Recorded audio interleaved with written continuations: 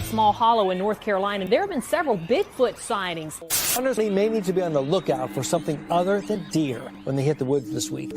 He hadn't been spotted recently, but according to these pictures, the legendary Mothman is back. The number of UFO sightings is soaring tenfold over the past 25 years. Now, she's not talking about people. She is talking about ghosts hanging around what some say is a real-life haunted house.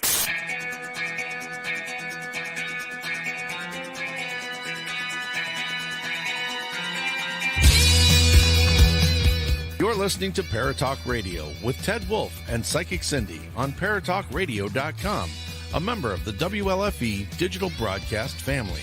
Paratalkradio is your one-stop for all things paranormal, the unknown, and the supernatural. Join us every Monday night at 8 p.m. Eastern, 7 p.m. Central for discussions and guests on topics such as ghosts, hauntings, Bigfoot, UFOs, and more. This broadcast is rated M for mature and is intended for listeners over 16. The topics, views, and opinions expressed on our show may not necessarily reflect the views or opinions of Paratalk Radio, our hosts, or our sponsors. Now, live from J. Wolf Production Studio in Ontario, New York, here are your hosts, Ted and Cindy.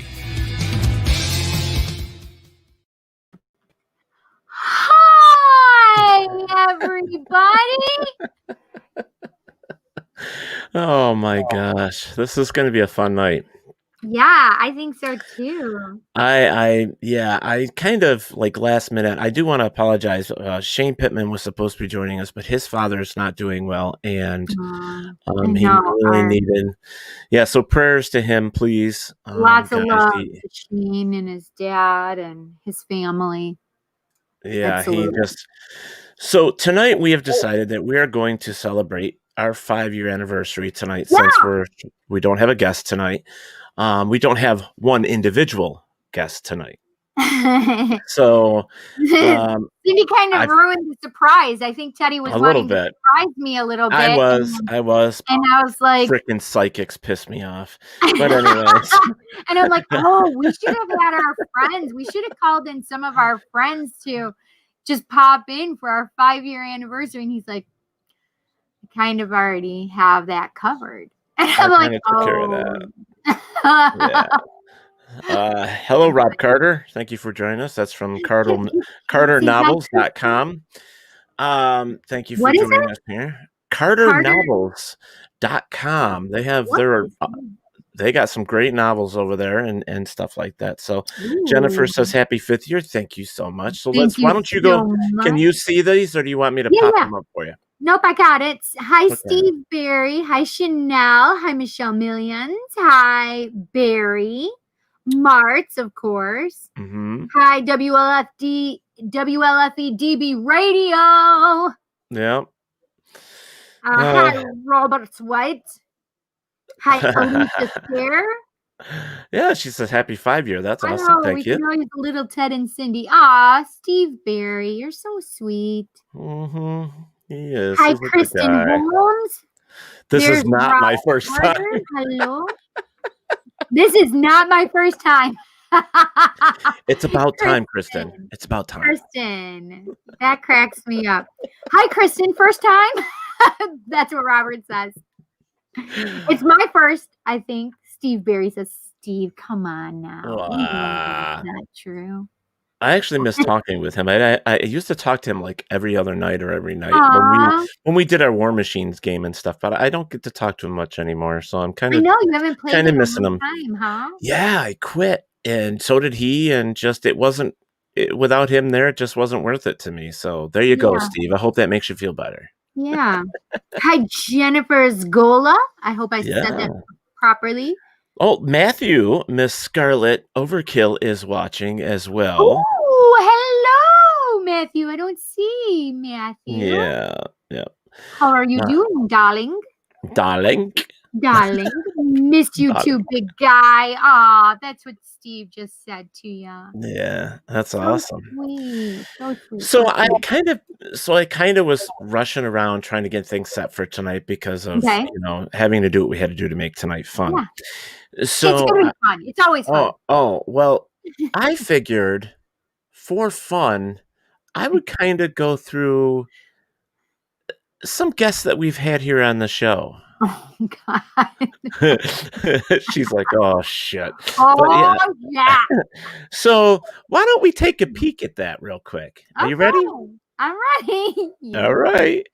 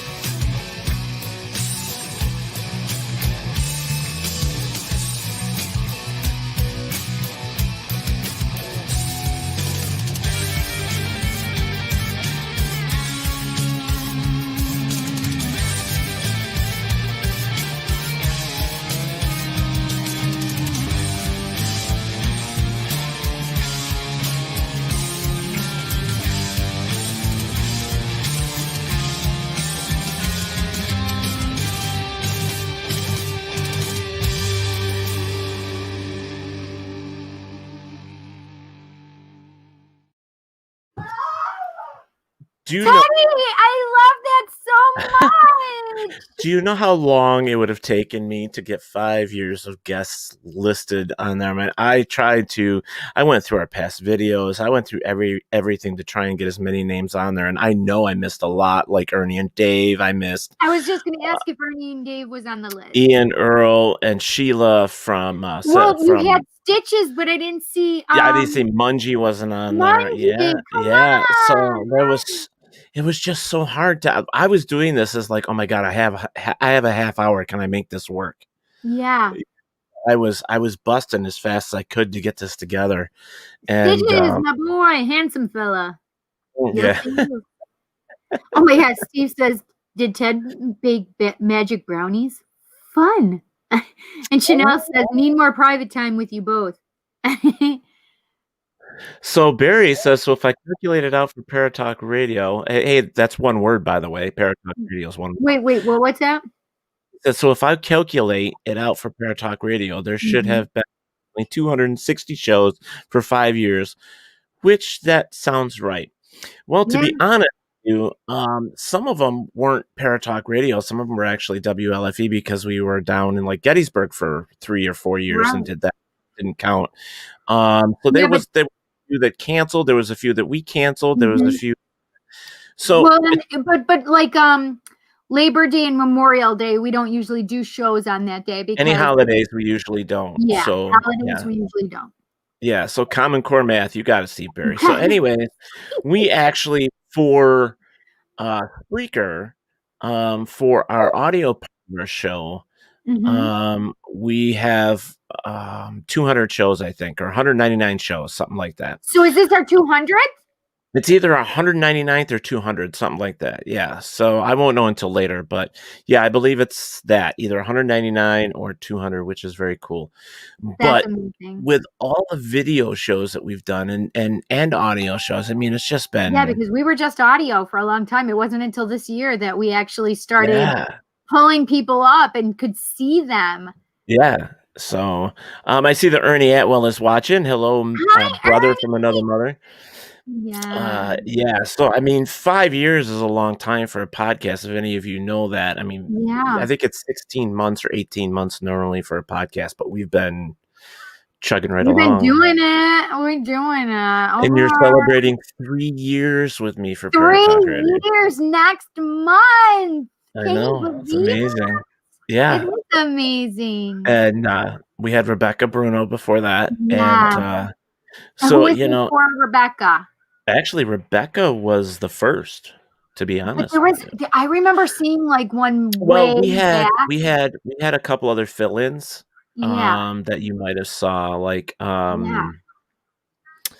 oh my God, there was so many. There's like 3 or 4 other ones, and I can't remember for the life of me right now. But Rebecca and then myself, we were the You two were the main- main ones, yeah, Yeah. which is very, very cool. How long was Rebecca on for? She would have been almost 2 years. I mean, I would say 2 years. I mean, the other ones were just fill-ins, so it was, Yeah. But it's cool. Becca, she's so cute. Ooh, I just felt some baby energy for Becca. Oh, I don't want to hear that. Steve Berry says almost everyone has this. I'm a badass pose. Scary. Wait, what was that? I'm not sure what he's talking about. I can't see it. It must be on your watch party. Must be. Well, no, I didn't even start a watch party. I was going to, and I totally forgot. I haven't even done that. So I gotta put it up so my mom knows where to go. Today is 1/11. I know. 1/1. My birthday's in 4 days. 4 days for the Teddy Poo Poo. So normally, you guys, we would be celebrating Teddy's birthday, and I would have brought him cake, and we would have all celebrated together. We should have done it. Maybe we should. Well, and it was really cool to find out that we have another show with another host that has the same birthday as mine. I thought that was amazing. I know. T-Roy from Everything Yet Nothing. Yeah. We share the same birthday. That's very cool. That's so fun. Yeah. Steve Berry says, "Oh, all the guests in the video looks tough." Oh, nice. Well, nice. We have had some interesting guests. I mean, let's not, pass this on. I mean, let's talk about a few of them because listen, I've even gotten some pissed and they left the show, if you remember correctly. Yeah, I don't care. I don't want to talk about that stuff, but I want to talk about the ones that made us laugh our ass off, like Mungie. Mungie's probably one of the biggest ones. I mean, hello, come on. T-Roy. None of us heard about munging until Mungie. Mm-hmm. Yeah. Hi, and T-Roy. Happy birthday to T-Roy because his birthday is in 4 days as well. Yeah, his birthday. I think he's doing a show on Thursday, and his show is Thursday, and then he'll celebrate his birthday on Friday. I wish I could get to Missouri in time to celebrate with him, but it's just not going to happen. Fun. Yeah. It would be fun if we could all just crash everybody's shows. Oh my God. Wouldn't that be so fun? Yeah. So, one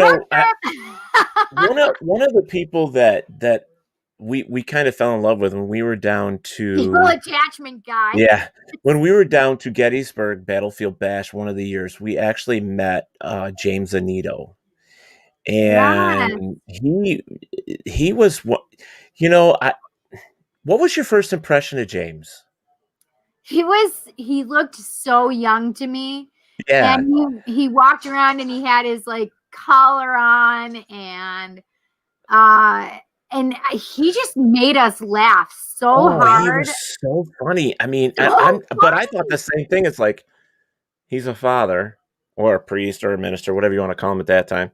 And I'm just like, what is he, 21? Yeah, I thought he was so young. And it was funny because he was married and had a child, and we're like, what? That's not possible. But you know what? He became one of our dearest friends. I mean, he is a wonderful guy. And just recently, he hooked up with a gentleman named Carl Johnson. Yes, Carl. Yes, we know Carl. Yeah, and from they're doing something called the Dual Demonologist. Yes, Dual Demonology. Yep. And we have had both of them on the show together. Yeah. And then I think it was Carl's brother showed up too at one point. Because so Carl has a twin brother, and you knew them as the demonologists from Ghost Hunters. Ghost Hunters, yep. Yeah. Well, you know what's funny about that is hang on 1 second.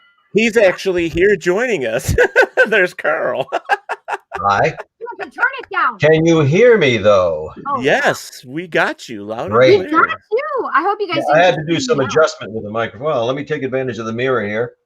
Okay, I just did that too. I brushed my hair. I brushed my I brushed my arm before we started. Oh. How do you watch? Well, Carl, how are you? How How is it going? Doing splendid, staying healthy and all that. Take the Really? glare out. There's Well, the you know, movement. I'm gonna do something here because it just so happens that somebody else popped in at the same time.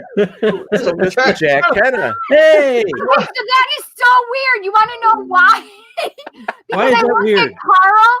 I looked at Carl, and all of a sudden, I thought of Jack's girlfriend. Oh, really?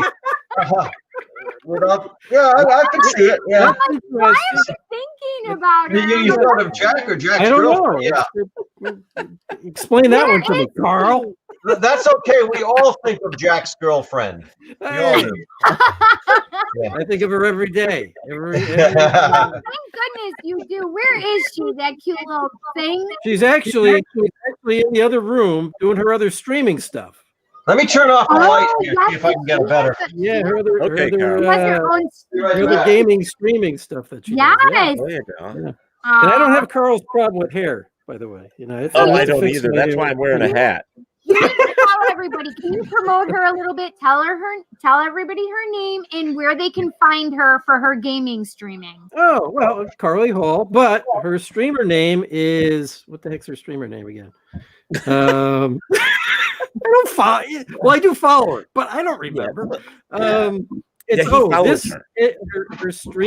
her gamer streamer name is This Fruitcake 2, number 2. Miss Fruitcake 2. Yeah, she's on Twitch. Fun. Yeah, you can find her on Twitch.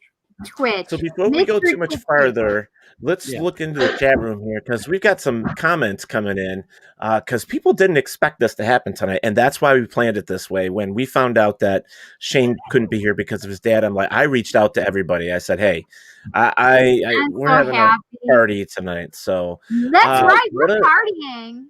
That's right. So the first one up here says Robert White says dual demons enough to start a band.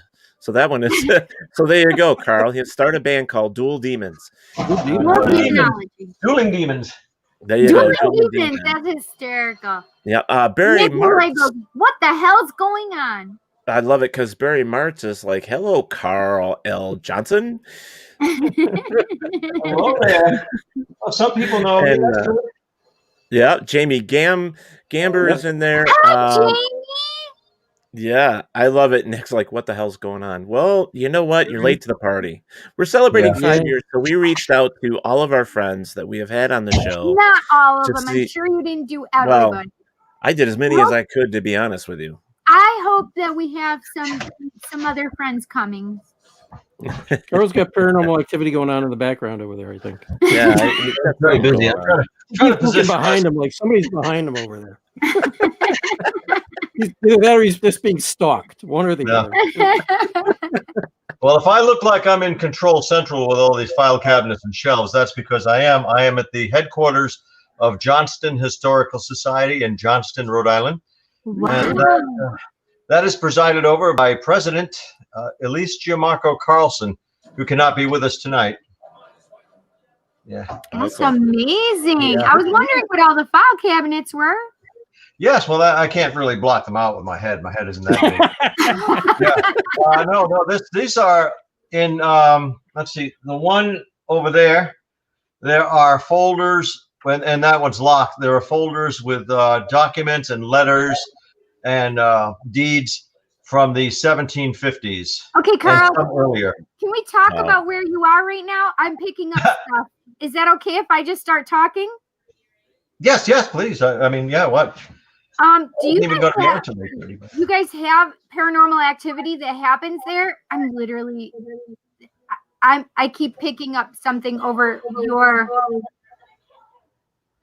Is it your right shoulder? Wow. So where your name is, right back behind there, is where I'm picking up stuff. Not on the side where I think that's your left side, but your right side. Let me see. This would be my. Yes, that's that's over there in the dark area. Probably you mean Are over you there. in the basement though? No, actually, I'm on the second floor.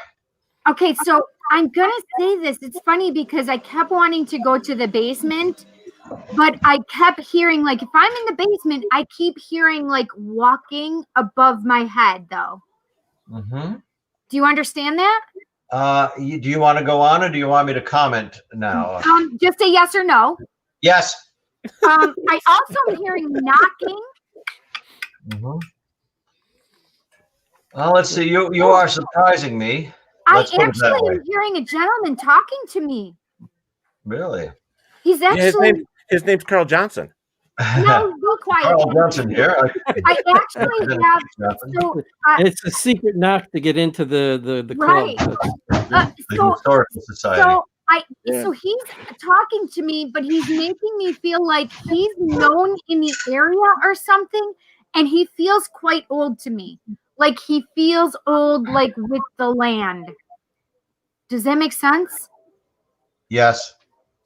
I'm going to wait for you to be done revealing before I corroborate and tell what I know about this. Oh, I do feel Native American energy around you as well, around the building, around the There would be. area. This was all populated by the Native Americans, the descendants of the Clovis hunters in this area. That very much so, and not ancient history. We're talking about, of course, this was the original area to be settled in America.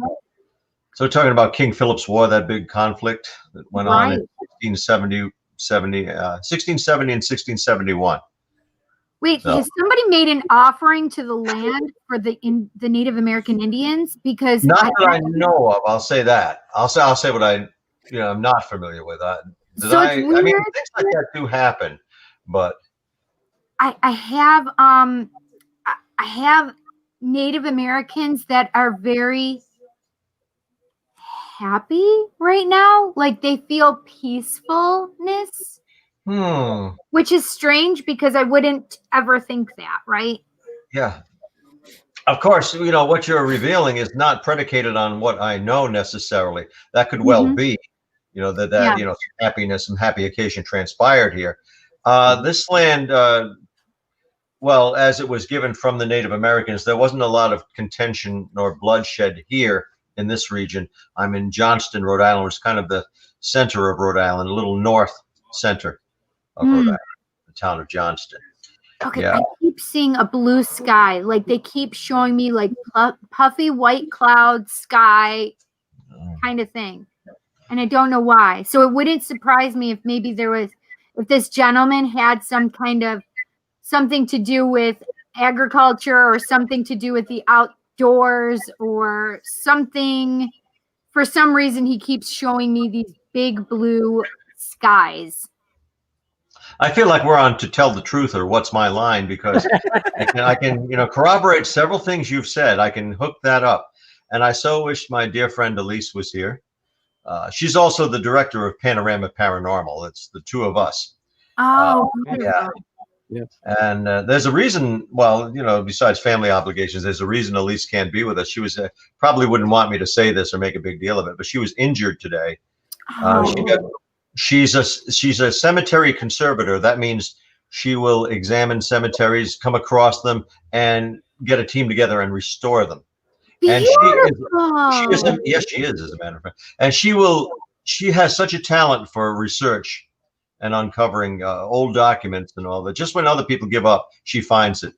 Now, she was, examining a shattered gravestone, headstone, and she got stuck in the eye. One of her eyes. Now it might just be her eyelid. We don't know. If it's still bothering her tomorrow morning, she'll be going to her eye doctor.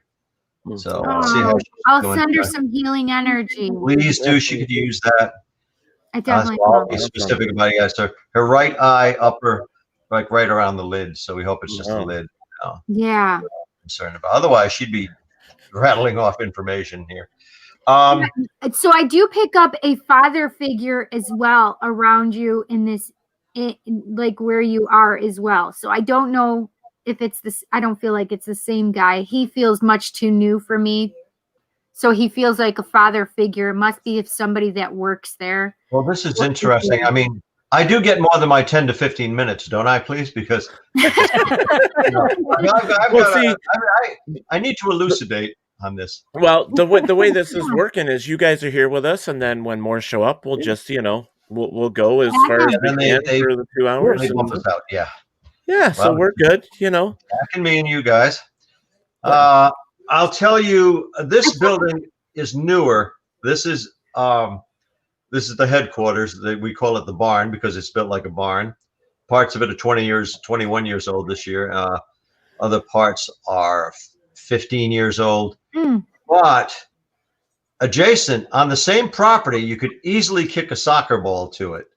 It's only about 100 feet away from where I'm sitting now. Is the Elijah Angel House, which was built in 1825.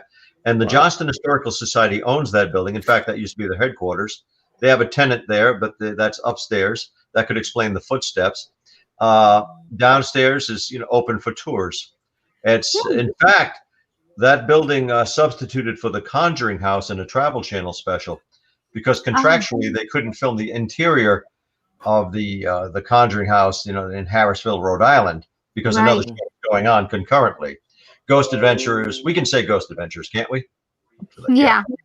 Ghost Adventures was being filming an episode, an investigation at the actual house in Harrisville. It's now known as the Conjuring House from the movie. And but Travel Channel was doing Most Terrifying Places in America, so they used the interior of the Elijah Angel House because it very much resembled the interior of the Conjuring House or the farmhouse. And Elise Gianmarco Carlson was instrumental in putting that episode together. She found everything for them and provided them with that house. Now that house, this building, as far as we know, is not haunted except for some very strange noises. But we think it's part of the heating system and the wood settling. But the Elijah Angel House unquestionably does have a presence in it because that has been supported by 3 separate eyewitnesses who did not know each other. And they all described a tall man wearing a top hat. And I mean, they goosebumps right now. Oh, that place will give you goosebumps. Yeah. I get a little apprehensive in there by myself, but still hope I'll see something. And what else can I? Oh, yes. Now that house was owned by Elijah Angel, the Elijah Angel House, and his father, Only Angel, owned the property.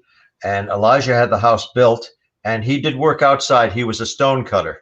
In fact, like this section was known as, it technically still is Graniteville, and behind us is the Graniteville High School and Junior High School. Wow. And, just junior high, actually, like elementary school, Graniteville School. And so we don't know if that's the spirit of Elijah Angel. Elijah Angel, his father, Only Angel, owned so much property. He had a massive farm. Farms were pretty big back then, and that stretched all the way into Oneyville and Providence, and then was sold off because he owed so much taxes. Wow. It's a fascinating story just to talk about the origins of the house, but he had an expansive family, and the house has changed hands. It was in the same family for quite some time, but it changed hands over the years. Yeah. So I have to say something, Carl, what you just said, because this is the thing, is I had the feeling. So when I was seeing all that blue sky, I was seeing land, and it really made me feel like that, like, as far as you can see, that's mine. Yes. As far as you can see, that's mine. Now, if you can envision blue sky stretching to, how would that be? It was probably about depending on the section, 6 to 8 miles away. And it was a massive farm, and it was, parceled off after a time just to pay the taxes. So the man with the stone cutter, and there's still examples all around lying around of the stone he cut. Oh, here. Amazing. And if you go, it's such a quaint and fascinating house. It is an early 19th century house, but it just happens. We don't know who that is. A tall man with a top hat. What are the chances that everybody, like 3 different people? Yeah, no, I totally, he was talking to me in my ear. I knew, I definitely feel him. Yeah. If he had a striped hat, he would be the Cat in the Hat. Oh my God. Good point. Okay, so there's something else though. That long neck they all had, Yeah. So there was also something else about vegetable gardening. And so I don't know if that was with him, the first guy, or if that was the second gentleman, because I had that father figure and I kind of felt that vegetable gardening Well, yeah. With that gentleman. When it was no longer a cultured farm, it would have they'd have their own vegetable, and people grew their own produce. We have a quaint garden outside, 4 different sections, and I was working that over the summer and last year. Oh, They say right outside. If you were here, you look out the window, you see the garden. perfect. There you go. I literally had like vegetable gardening. Like I need to bring that up. So that was funny. It's so That's weird perfect. because Cindy, you don't normally just go off like this in the beginning of a No, show. So I don't. it's kind of cool that Well, this it's is deep in happening. history, obviously. It's Mhm. headquarters for Johnson Historical Society. You guys, if you can make your way up here. Yeah, and that out. would be so much It's fun. fascinating because downstairs, directly below me, is the Johnston History Museum, and Elise curates that museum, and it's for Johnston. Well, it's I think it's interesting for anybody, but for people who grew up in this town, it's fascinating. I Yeah. live the next town over in North Providence, but it's a mile and a half away that I live. So, it's just you can make a day of it, easily make a day of it in Rhode Island, well, several days, but just even this area in Johnston is so interesting and has its share of haunted houses. Wow. Nice. Well, we were just talking about P-Town, so Oh, we were, weren't we? we were just Yes, we talking were. about P-Town. Yeah. I want to take a quick opportunity to say hello to Stuart Watman, and my Aunt Phyllis is actually watching. Phyllis Beach is watching, and Gregory Nichols. And there's so many. Oh, Kristen Holmes, Cindy is awesome. Oh, Cindy is Kristen, awesome. you're so cute. So, we've been, taking the opportunity. We're talking with Carl here, and Mr. Jack Kent is sitting there as well. And I want to give him the opportunity to say a couple I'm things. soaking it all in, man. Are you? You need to tell that little Carly that we just love her. I'll tell her that. Right now she's screaming. I scared the heck out of her just not too long ago when I brought her some French fries and she didn't even know I was coming in the room. Yeah, She saw it was a hand reach over and put something on her desk. Well, that's because when you're playing those games, you usually have a headset on and all that stuff, so you don't got all her stuff. All her ears. gear. No, you And are. she was playing like a horror game at the time, so it was perfect. See, that's why. Oh, see, those are scary. The boys play those too. Oh, they are not. Friday the 13th one. And it just listening to the music would scare the bejesus out of me. I'm like, oh my God, what is going on right now? I must be jaded. Those two people are the first ones to jump and be startled because we kind of know it's out there. Yeah. We anticipate. What am I, jaded? That stuff doesn't scare me. I don't. You should get out more. I know you do get out a lot. It must be too jaded, I guess. I don't know. All right, Robert White, thank you for hanging in there for a few minutes and watching the show. We'll catch up with you soon. Want some pudding. I'm not He's got to go play taxi for his boys, so there you go. Play taxi for his boys. For I the remember those days. and the boys. Well, he lives in Australia, so all the way over there, it's daylight, I think, right now. So It he, Yeah, it's 8:34. It's 10:34 over there. Oh no, There you go. it must be 11:34 actually. Ah. Because we've fallen behind 1 hour, so it's 15 hours now. Yeah. Oh, okay. I have to say hello to my Australian friend Alison Oborn. She's a paranormal investigator out there. Oh wow. She's been over here a couple of times. Showed her around Rhode Island. Yeah. Oh, that's fantastic. I know who that is. Yeah. Yeah. Well, so everybody that's sitting in the chat room, I don't know what planet you're on, but if you don't know who these two gentlemen are, do some research. Do some research. There you go. Jack, why don't you tell everybody real quick a little bit about yourself, just in case they're new to this and they do not know who you are. That's right. Well, if you watch the channel, Red Travel Channel, well, I guess you're probably. Well, I don't look the same though, right? I mean, I look completely different than on the Travel Channel because I don't have my hair dyed. But anyways, mostly I think you guys, they know me out there. But been on a couple TV shows. Jack Kenna. I work for the Department of the Army. That's my biggest There job, you go. That's that right. pays the bills. That pays the bills. That stuff on TV does not pay the bills. At least not for me. There you go. But what do you want me to say? I hate talking about myself. So yeah, I know. I did start last year, and we're still pursuing it. We started giving classes on paranormal investigating. Based on my book I wrote, which was Paranormal Research, a comprehensive guide to building a strong team. So And it went over really well. And then COVID hit, and we kind of had a, because we were doing it through the colleges, local colleges here. That's hit home everywhere, though. Yeah. So, well, they wanted me to just do it virtually. The problem was, we include as part of our course an actual investigation, and they wouldn't let us do that. So it was like, well, if I can't have that part of it, why do it? So it was kind of pointless to me, as far as I was concerned. Because to me, it's important that beyond just teaching in the classroom, you got to have that lab, so to speak, right? You got to go out there and put it to practical use. So when they said, well, we can't do that because it's too risky for them, whatever, we just kind of shelved things for a moment. We're still trying to figure out something else. We're just going to do it on our own. But even I had to be careful this year with COVID, just because, I got my sister who lives with me, and she's got lung cancer. So I got to be careful where I go and what I do. And Jack, you're not getting any younger. So when we start getting up there, it's like it affects us as well. So we have to be careful. Yeah, well, it's it too. And, a lot of people don't know it. I have a mild form of COPD. So there you go. I got to be careful too. I got to be careful too. So we put some things on hiatus. But at least now vaccines starting to come out. Actually, I just got word from work today, because I work for the Department of the Army. So they are going to offer it to us over working at the Arsenal. So I did put in for it. We'll see what happens. There's still a priority there.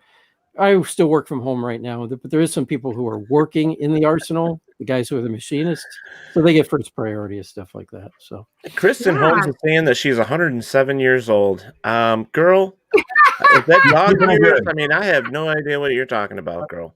I feel like I'm 107 years old some days anyway. You're silly. Nick's 117. Yeah, there you go. So we're going to go back to Carl here and give Carl a few minutes to explain a little bit about himself as well. So just in case somebody doesn't know who he is, and we actually have more people in the back room getting ready that wants to come in. I'm so excited, Teddy. Thank you so much for doing this. Yeah, because this show's all about Cindy. It is. It's really not. She's already shining what she said about this historic house on the grounds here. Yeah, remarkable. It's so much fun. I love it. Yeah. Cool. So, Carl, why don't you tell these folks a little bit about yourself, and then we're probably going to move on. Yeah, we have a question from Barry for Carl. Yeah, also. we do have a question for Carl. Let's put that up there. Question for Carl Johnson that you were talking about is it west of Providence. Yes, it is. It's to the west of Providence from that perspective. Yeah, Providence is west. Hi, Karen. Oh, Karen welcome from the UK. You have an expansive audience. Do we not? Oh yes, we do. We have they're all over. We get China, we get India, we get everywhere. Yeah. Yeah, we get a lot of UK and Netherlands and Australia and all over. Australia. Yeah. Yeah. So Carl, yes, you go ahead and tell some people about yourself. Tell us about you. Well, I am a paranormal investigator, as are we all, are we not? I'm a paranormal investigator who happens to specialize as a demonologist. That means I address some of the darker, more malevolent seeming situations that are brought to my attention. And I define demonology as the systematic study of the lore and cultural traditions of wicked spirits. I am a member of Duo Demonology with James Anito. So if you have any questions for or about James, I can field those. I'll give you the inside scoop on that guy. Yeah. I am also a member of a team of two, another team of two, known as Panorama Paranormal, and the director of Panorama is Elise Gianmarco Carlson, who's also president of the Johnston Historical Society. She's an excellent organizer, so people tend to put her in charge, so they don't have to answer the responsibilities. Yeah, perfect. Perfect. Hey, you got to delegate. When you're in charge, though, you have to delegate. Well, that's what she's all about, is delegating, because people always, Elise, what do we do next? What do we mail this down? Who do we call? And as she's president, she wants to promote awareness of the Johnston Historical Society, because even right here in Johnston, not a lot of people know it's here. Wow. Well, I'm obviously a member. I have the key to this. You call this the Barnstable Studio because it's built like a barn. That's fun. Yeah, and I have some good reading material for later. This is Shadow Realms Demonology Handbook, and that is authored by Carl L. Johnson. And that looks beautiful. Oh yeah, it is precisely 300 pages. It is a primer for demonology. This is by no means the definitive work on the subject of demonology, but it is something you can bring with you to a paranormal investigation, and it's a series of essays and case histories, situations that I've dealt with, That's cool. including that charming house in Harrisville, Rhode Island. And I wouldn't say I was so much mentored by them, but I knew very well Ed and Lorraine Warren, and I investigated with them and lectured with them. So I had that privilege, golden memories. That's right. Yes. So, but I got one of your books, Andy? Actually, when I saw Carl do that, I just realized I had one sitting next to me. Well, I'm not coincidence. I don't know I how got both of them sitting next to me because they're about to be mailed out to people. That's nice. So yours is a hardcover? Yes, this is a hardcover book. I actually wrote it. You gotta lift it up a little so they can see the name on it. There you Jack. go. Up higher, Jack. You want that one? There you go. A Right. comprehensive guide to building a strong team by Jack Penna. Yep, paranormal research. I actually wrote it to be a textbook, actually, because I had planned it from the start that I was going to teach courses with it someday. Yes. Although I made it a fun read too. I mean, it's not just dry, Well, we know Jack. Jack's fun. He's, so yeah, that's why I also had this one sitting there too. If you can see that. It's Spirits of New England. Yeah, Spirits of New England, Hauntings, Ghosts, and Demons. Now, this is a fun read. And I actually had them sitting here because they're actually going out in the mail to a couple people tomorrow. So you'll find them on Amazon, Just look up my name, Jack Kenna. You'll find them on Amazon. But that's more of a fun read. But what I surprisingly about Hauntings, Ghosts, and Demons, this one here, is when I got a feedback from people in the paranormal, they said they actually learned investigation techniques from it. Wow. I didn't think about that when I was writing it, but I wrote the stories are a lot about our team and investigations we've done, but they're just kind of modified to be a little bit more kind of fun and scary. But there's real evidence in them too. But I did put in our real techniques, how we actually investigate. And I didn't think about that when I was writing it, but that's what a lot of people get out of it. Yeah, so it was kind of cool to get that feedback. Because that was not the intention at all, but it worked out. So, Jack, all your books are available on Amazon then, right? Amazon and Barnes and Noble. Yep. You can find copies of Shadow Realms in Barnes and Nobles right on the shelf, depending on the store, of course. And of course, they are available through myself, the author, the co-author, and through Amazon.com. Yep. Another book I'm going to be reading later is A Walk in the Shadows, and that is by our colleague, Mike Ricksecker. Yeah, Mike Ricksecker. Yeah. Ooh, that Mike one looks nice. Me, just 3 months ago, he was in Rhode Island for a long weekend. Awesome. And we went to Swan Point Cemetery, where H.P. Lovecraft is interred, and many other dignitaries and notables. We visited the house in Harrisville, the farmhouse in Round Top in Harrisville, known as the Conjuring House. And just some very interesting sights he explored. Awesome. We went to the Vampire's Grave, Mercy Brown, in Exeter, Rhode Island, known as Vampire's Grave in that cemetery, because she was actually exhumed under suspicion of vampirism. That's historical fact. Wow. I love it. I love it. You might think that's like 17th century, but actually that was 1892, the same year as the Lizzie Borden murders. I wonder if Kenny Biddle believes in vampires. No. He doesn't. He doesn't live in the Conjuring House. I know that. Post-it notes. So my post-it note fell. I'm like, oh, Kenny's coming on. I like I'm pretty sure he's armed.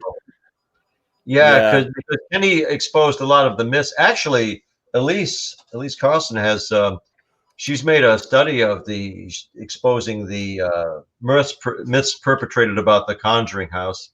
I think the house is interesting enough on its own without having to fabricate, but Right. there's a lot of legend. There's been a lot of yeah, stuff about that on the internet these days. Mm-hmm. Yeah, well, it's coming to light now, and Elise has certainly contributed to that. Elise is a realist, not so much a skeptic as a realist. You know, and, we have people in the back room. Really? Hi, Tom. We have people in the background being funny already. So funny people. Yeah, funny people. Funny people in the house tonight. That's right. So, guys, I want to thank you guys so much for coming here and hanging out with us. You know, for God, a good 30 minutes. That's awesome. We appreciate you guys coming. Didn't you chat? We had like 10, 15 minutes. Yeah, I gave you longer. Well, why not? We're having fun. I just went into a complete reading. I'm sorry. I didn't do it on purpose. I just go with it when thank you, because you had me involved. I think we were all very, very much interested in that because you got bang, bang, bang. I wanted to wait until you were done to tell you. Thanks. I appreciate that, Carl. That was very cool. It's very interesting. I'd really love to go there and check it out. Well, we'd love to have both of you back at some point in the future. I mean, we're booking, you know, so I'll get a hold of both of you and we'll get you on the show. Yeah, somebody on the chat, I only saw it momentarily. Somebody in the chat was mentioning Gardner, Massachusetts, where the Victorian Manse is. The S.K. Pierce House. Duodemonology will be there on March the 27th, Saturday, March 27th. Perfect. What? That's awesome. The last I checked, there were 6 tickets left for that. They're $65 each. So just look at the Duo site. It's demonology.org. There you go. Is it demonology? Well, it's spelled the regular way, www.demonology with a y.org. Okay. But our name is spelled with the archaic King James parlance. So it would be DAEMONOLGIE. So that's the old-fashioned way. So and if you didn't have enough for me tonight, you can catch me tomorrow night on my own show with Carla. Yeah. Yeah. That way well, you know what, Jack? I was going to bring it up that you and I are going to be together on June 25th in Salem, Massachusetts, doing the. What are we doing there? I can't remember now. Which city Parafest, right? Yes, we're both going to be there. Yeah, we're our Spirits of New England is hosting that, so you know. Okay, yeah, it's gonna be very cool. Yeah. We decided to buckle up and throw some money out and sponsor. I think Carl and James are going to be there as well. They are. Yeah. Why am I not invited? Oh darn! We're invited. I expect you to be there. Listen, Teddy, don't be a bitch. You want to go? And Jack, I hope I'll see you before then. You know, thank you. We'll be all getting together again soon. Don't worry. Yeah, that was so much fun. Thank you so much for coming and spending time with us, you guys. Yeah, for our 5-year anniversary, we really appreciate it. Hey, anytime. Congratulations. Give Carly a hug for me. I'll do that. I'll give Carly a hug for all of you. Yay! All right, sounds great. Have a good night, guys. We'll line up. All right, thanks, Jack. Now we'll All right, take care, guys. Bye-bye. Bye-bye. So, it's really cool that we have these friends, you know. It's just amazing over the years. And, you know, I don't know if you met the next person, but I believe you have. But let me tell you a little bit about this gentleman. He's a card. He's funny. He's got a great sense of humor. He has worked with some of the bigger names come to horror movies in the past. Horror movies? Horror movies. Yes. So without further ado, I want to bring up Mr. Rick McCullum to the show. Hi. Hi, everybody. Hey, congratulations on 5 years. Thank you. Well, I'm so excited for us. Teddy has done a great job with this show. Well, while we're doing that, let's add our next guest that's sitting in the waiting room with us. And he is one of Cindy's favorite people in the world. I know, Teddy. I literally had a post-it note fall out of nowhere. I'm like, oh, Kenny Biddle's coming on. Vampires suck. So my post-it note fell. I'm like, oh, Kenny's going to be one of our people. And then he said, I wonder if Kenny would believe in vampires. I'm like, no, Kenny wouldn't. Yeah. Well, and he had that sticker. He put the sticker up while I was watching in the green room back there, where he's got the sticker already stuck up for the camera. I knew you could see me. That's right. So let's shift over to Rick. Rick, you've been around for a while. You're not just you do the horror movie films as a stuntman, but you're also a paranormal investigator as well.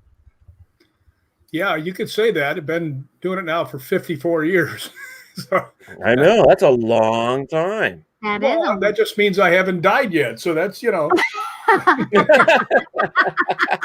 by the way, when I do die, I expect you guys to ghost hunt the heck out of me. Yeah. Okay. Hopefully not too soon, though. No, we'll Yes, wait. I agree. We'll wait on that. Mr. Rick McCullough, Mr. Jack Kenna says, I will call you later.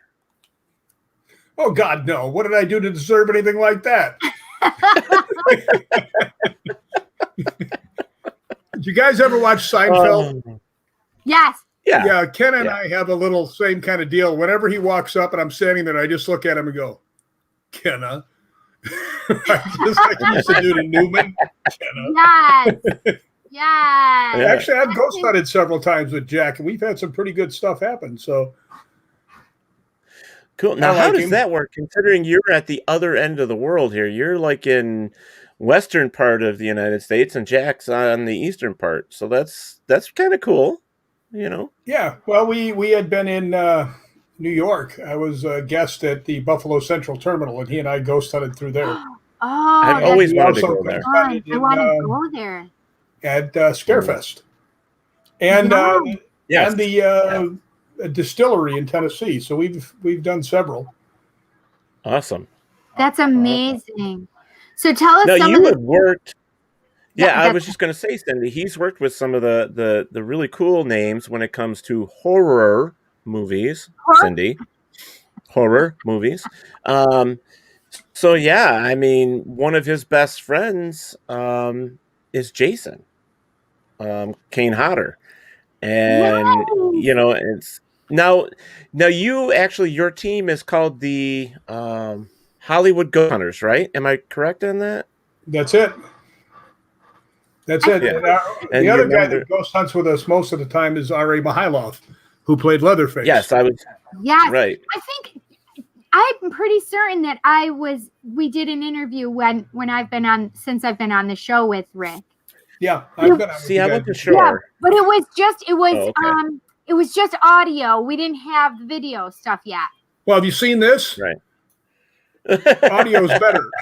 Stop it! You're a handsome guy. Matter of fact, I have done some movies that were so bad they went straight to audio. Audio. That's fantastic. The guy has got not some everybody great gets that stories. one. Yes, I know. I get it. I get it. It's. I don't know. When did we meet, Rick? Like a year ago, maybe. I mean, we talked. Something like I think that, about a year ago. And by the way, I'm very jealous of you. Why? Very jealous of him. Why? Does the town Kong mean anything to you? Town Kong? Kong, yes. Kong, Ireland. Kong. Oh. Kong, yes.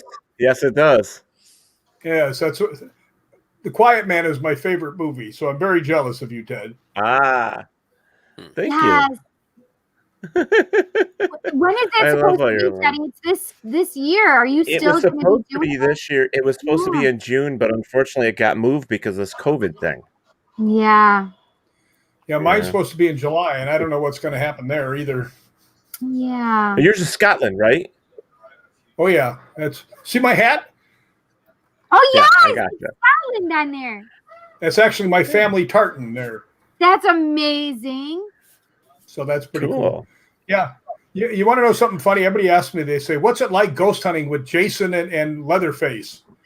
I said, well, I'll be going down like Yeah. a real long hallway, dark and creepy, and they'll be behind me. And all of a sudden it'll dawn on me that this is probably not going to end well for me. Yeah, no, definitely no. Yeah, I would be mean, running. but you guys are all tall dudes, though. I mean, you're all like 6'5" to 6'6", 6'7", right? I mean, you're all pretty tall. Well, I think we're all in the 6'4" to 6'5" range. Wow. But when we go ghost hunting, because RA weighs about 340 pounds, he goes on one side of the building and Kane and I go on the other side so it doesn't tilt one direction, you know? Oh, my God, so you're hilarious. Oh, that's great. But I got to tell you, I've been spending a lot more of my time over in Scotland than anywhere else. Hey, Dom. Dom's in here now. I know. I've seen that. I've been keeping up with you on your pages. So, yeah. And by the way, I don't want to feel left out from them other guys. Perfect. Ghost believe in me. Oh, I love that. Ghost believe in me. That's fantastic. Well, you know how I got that? You just got to get Kenny to write a book. I used to tell everybody, I said, yeah, I just finished my book. And they said, really, you wrote a book? I said, no, I just finished reading one. But but I had so many stories, I had to let them out. But yeah, it's right. The reason I have Ghosts Believe in Me, I was on a radio show. It was not you guys. And the radio host was kind of snarky.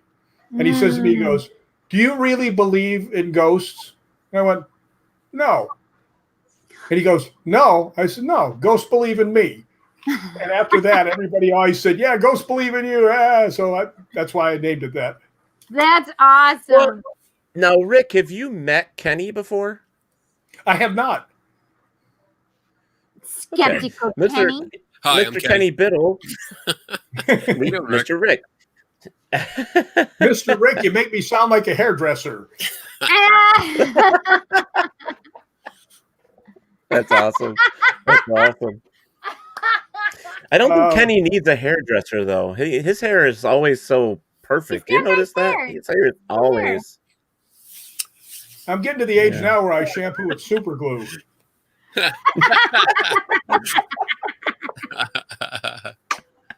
That's hysterical. Oh my gosh! So I'm doing Kenny, wine while wimping out tonight. Kenny, how is Kenny Biddle today? Kenny just got home from work. And starting my second job. So Your second job. Yeah, always working. So but I just so Rick knows, yeah, that's cool. So Rick knows, Mr. Kenny there is, he's, as it says, skeptic Kenny. He's one of the guys in the paranormal field that I actually refer to a lot because he has a show with us as well, Skeptical Help Bar. But without people like Kenny, I always tell people, it's like we need people like him in the background to help us with our research to know what is real or isn't real, or to tell us that we're full of shit. I love it when Kenny comes on and says, you're full of shit. So I love it, And then I'm just like, whatever, Kenny. What? And then I'm like, whatever, Kenny. Whatever. Well, I do have a question for Kenny and realism and stuff. Can I come play with that doll in the background? What's your question? I'm sorry. Can I come play with that doll in the background back there? Which one? The tall one that looks very hot. Princess Leia. That's the one. Hands off Leia. She's mine. God dang it. She's been with me for like 20 some years. So wow. Always in the back. I won her during a Star Wars Trivia Pursuit game. So she has been mine ever since, and she will never leave my side. I love Star Wars, but I hate it because I have the same name as the producer of Star Wars, and I cannot tell you how many people send me friend requests and go, "I love Star Wars." I say, "I hate it," but I like it actually. That's hysterical. So Nick, would mistake our residual checks. That would be pretty sweet. That would be good. Yeah, the residuals would be nice. I'm saying. Nick says I shampoo with Gorilla Glue. See, we're in the. Is that Nick Malay? Yes, Nick Millay. Yeah. Get your own shtick, Nick. Wow. That's right. Yeah.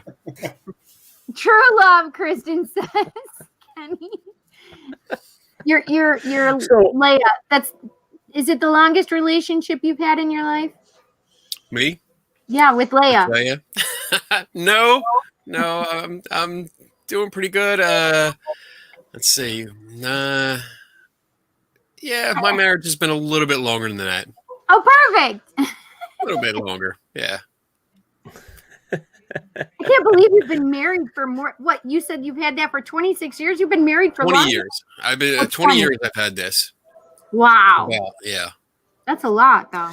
And I'm coming up on, holy shit, 25 years. Wow. Congratulations, dude. Congratulations. That's Thank you. amazing. Yeah, you don't hear a lot of that anymore. You don't even look like you're 25 years old. I'm much older than that. I'm going to hit, oh shit, I lost count, but I'll be 49 this year. Oh, I wouldn't have guessed that. You know, I used to be like you. When I was young, everybody always said, oh man, you look so young. And then one day, all of it comes at one time. You're all smiling and looking good. Boom! Next thing you know, you're in the nursing home.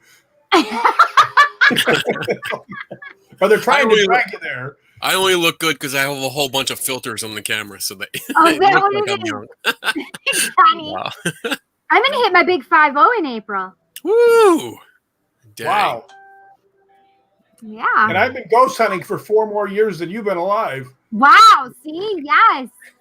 That's when I started. That's Teddy's age. You know, when I started, what our equipment was, a chalkboard and a piece of chalk to draw the apparitions we found. Right. Oh, God, that's funny. Stop it. I thought you did cave drawings back then. What? That was a little more. That was a little above my pay grade. I was around then, but I can understand that. I'm not going to tell you guys how old I am, but I have been around since the Dead Sea was only sick. That's a good one. Ted, you need to get out your little drum set for the dad jokes. Yes. Rick is so funny. I love it. Oh, does he have a drum set? Really? Stop it. Mm-hmm. He's got a tiny little drum set. There it is. There it is. I need that in my life. Oh my goodness. Nice. Oh my God, Teddy, I need that. Can you just give it to me? It's so cute. No. He's like, no. So, Oh my Mr. God. Rick, so what have you been up to since this whole COVID thing? How have you been handling all this? Well, you know, it's real easy for me, you know, the social distancing, because women have never wanted to be, 6 feet 90. closer to me. And I don't want men that close. It's worked out to be my self-esteem as it's always been, you know. Actually, I haven't been doing much. I've been out working out, and I've been walking and riding and watching Cheyenne and, old-time cowboy movies. And Cheyenne pretty Bodie. much it. Wait, Cheyenne Bodie. Nick. Oh, I'm saying Moulet. No, I was close, I guess. Moulet. Is that right? Mule. Moulet. Moulet. Put an O in there. It's Meowle. I got to say, he's got a much better – Kenny has a much better background than I do. I know. He's got a better background than any of us, I think. I mean, I got like a messy bed. I'm going to start Actually, rotating my I background. actually made my bed for Are this, you? Ed and Cindy. I want you to know, only because it's your anniversary. That's it. Otherwise, I would have left the mess back there. That's fine. I would be fine with a mess. It's fine. It's just on the That's other side of the awesome. bed. He just pushed it all over the edge. I'm afraid to look under some of that stuff, what I might find. That's right. So, Kenny, Well, guys, you have some fun stuff. Go- Are those all books? Is that a bookshelf and it's all books back there? That's one of many bookshelves. Yeah. I think I've showed you guys before, but Yeah. Oh, yes. Oh, yes. Look at his Oh my God. So behind all of those toys, there are books everywhere. And then there's the Batman UFO I wrote about. Oh not yeah, too long cool. ago. And then this is the other side. That's amazing. Man, what kind of business are you in that you can afford all this stuff? I need a job. This has been over the last 30 or 40 years I've been collecting. So that's amazing. And I love novelties. I mean, I'm the type of person that no matter what I go to, if I go to a paranormal convention, science convention, psychic convention, whatever, I buy shit. I just love getting souvenirs and stuff like that. So I discovered for a recent experiment that I'm going to do, which I'm not going to tell you about, but I found I guess a St. Jude store. I don't know if you've ever been to one of them. I've never been in one. No, what is that? But I send them money if that counts. It's basically like if you want to start a church, you can get everything, like from priest robes to the wafers they give out in Catholic Church. I want the candles. I want to buy the candles. You can buy them. You can buy the chalices. You can buy everything. And I got a veil of holy water from Lourdes. Oh, that. Oh my There you God. Where did you find this place? And then I got anointing oil from Jerusalem. Stop it. So That's amazing. my wife thought it was funny because like we went there because of like I said, I'm working on an experiment and I needed to go there to look at some things. And I was like, oh, this is wow. Look at all the shit you can buy in here. So where did you find that store? Well, you just look up St. Jude. That's what it's called. And I guess it's like I don't know if it's a chain. I really don't know. I don't know if it's a chain of like religious distribution or supply store, but they had everything. Everything. So cool. It's just called St. Jude's Supply Store. I gotta look it up. Let me see. St. Jude. St. Jude. I think it would be hysterical if the name of him was St. Jude's Supplies and shit. So it's called St. Jude Religious Store. St. Jude's Religious Store. Okay, that's cool. That's exactly. Hey, Kenny, I got a question for you. Chanel is. Sure. Yeah. If you take holy water and throw it on somebody and their skin starts burning, is that a bad sign? I'm just asking for a friend. I wouldn't know because I do everything and I explore all spectrums. I just got my official certificate for the Church of Satan or the Satanic Temple. The Satanic Temple. Wow. I have my official membership certificate.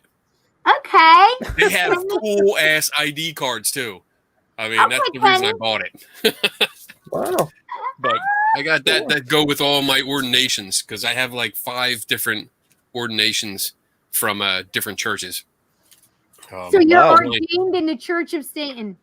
Church of Satan. Well, there are 2 different things. This is the Satanic Temple, and then I have like the Universal Life Church. I have, I have like Universal Life. 4 others that you just go on and you sign. You put your name and birth date, and boom, you're ordained. Whoa! You are ordained. Yeah. I put that next to my parapsychology diploma. I don't think I could do it for the Church of Satan or the Satanic sector. I just don't think I could. Wait, what are you eating? It's really easy. You just sign up online. Is that pudding? If you're eating pudding, I'm going to be upset. No, it's yogurt. Oh, okay, yogurt's delicious too, though. I can't eat any of Well, that. guys, we have more people sitting in the back room waiting to come on. And no, not in the bathroom. Started. In the back room. The back room. But I reached out because you guys have all been on our show, and celebrating 5 years is no small feat. Most podcasts or video casting shows don't last that long, and we've been here a long time. Just wanted to say thank you to everybody that's able to come on and be a part of it. So fun. We appreciate you guys. Yes, Yeah. Rick, Hey. thank you. Kenny, thank you. Well, we really only came Congratulations. on because Cindy's here. Oh,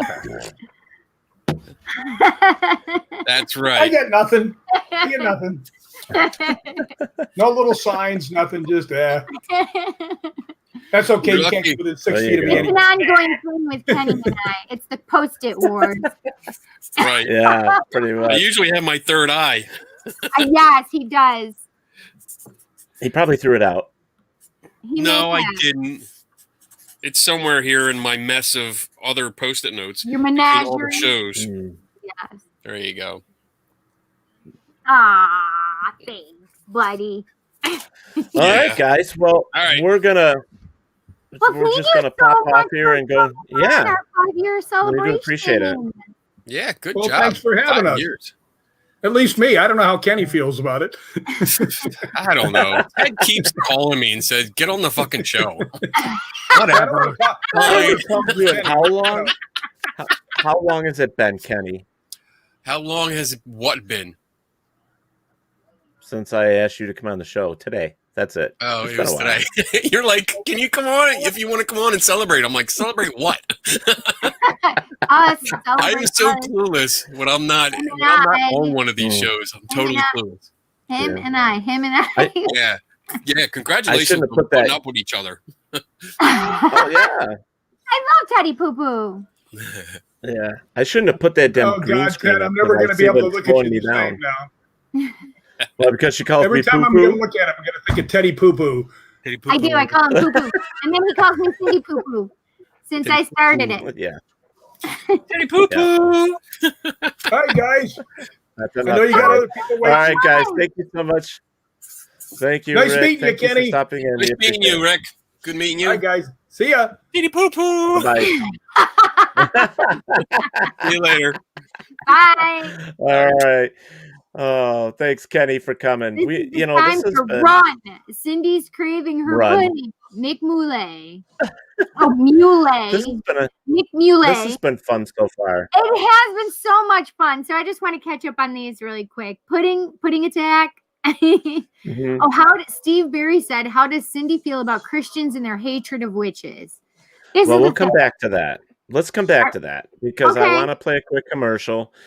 Okay. And then we have to get our next two that are sitting in the back room very patiently. Right One on. of them shaking his head. Yep. Get your ass moving there, fella. I got it. And This is just so exciting for me because I don't he's know who's dancing. He's dancing in the back. It's probably Oh, my gosh. Ernie and Dave. Oh, I think you're wrong. I don't I know. think you're Dave usually is a dancer. He usually does stuff like that. Yeah, well, you'll be surprised about that. Don't leave that shirt on, mister. Oh, they're taking clothes off. Okay. Apparently. Okay. Well, go run that commercial. All right, we'll run the commercial right back. You guys don't go anywhere. 2021 just got better. Your favorite shows from WLFE DB Radio can now be found on Facebook Live and YouTube Live. Yes, we now video stream to both of those platforms. Search for your favorite shows like Where's My Sage, Inside the Drag Closet, Across the Pond, Everything Yet Nothing, Paratalk Radio, Step into the Paranormal, The Creepy Parlor, Just Cindy, and more. Now you won't miss an episode. Remember, follow Facebook Live and YouTube Live. Make sure you subscribe and follow your favorite WLFE DB radio shows.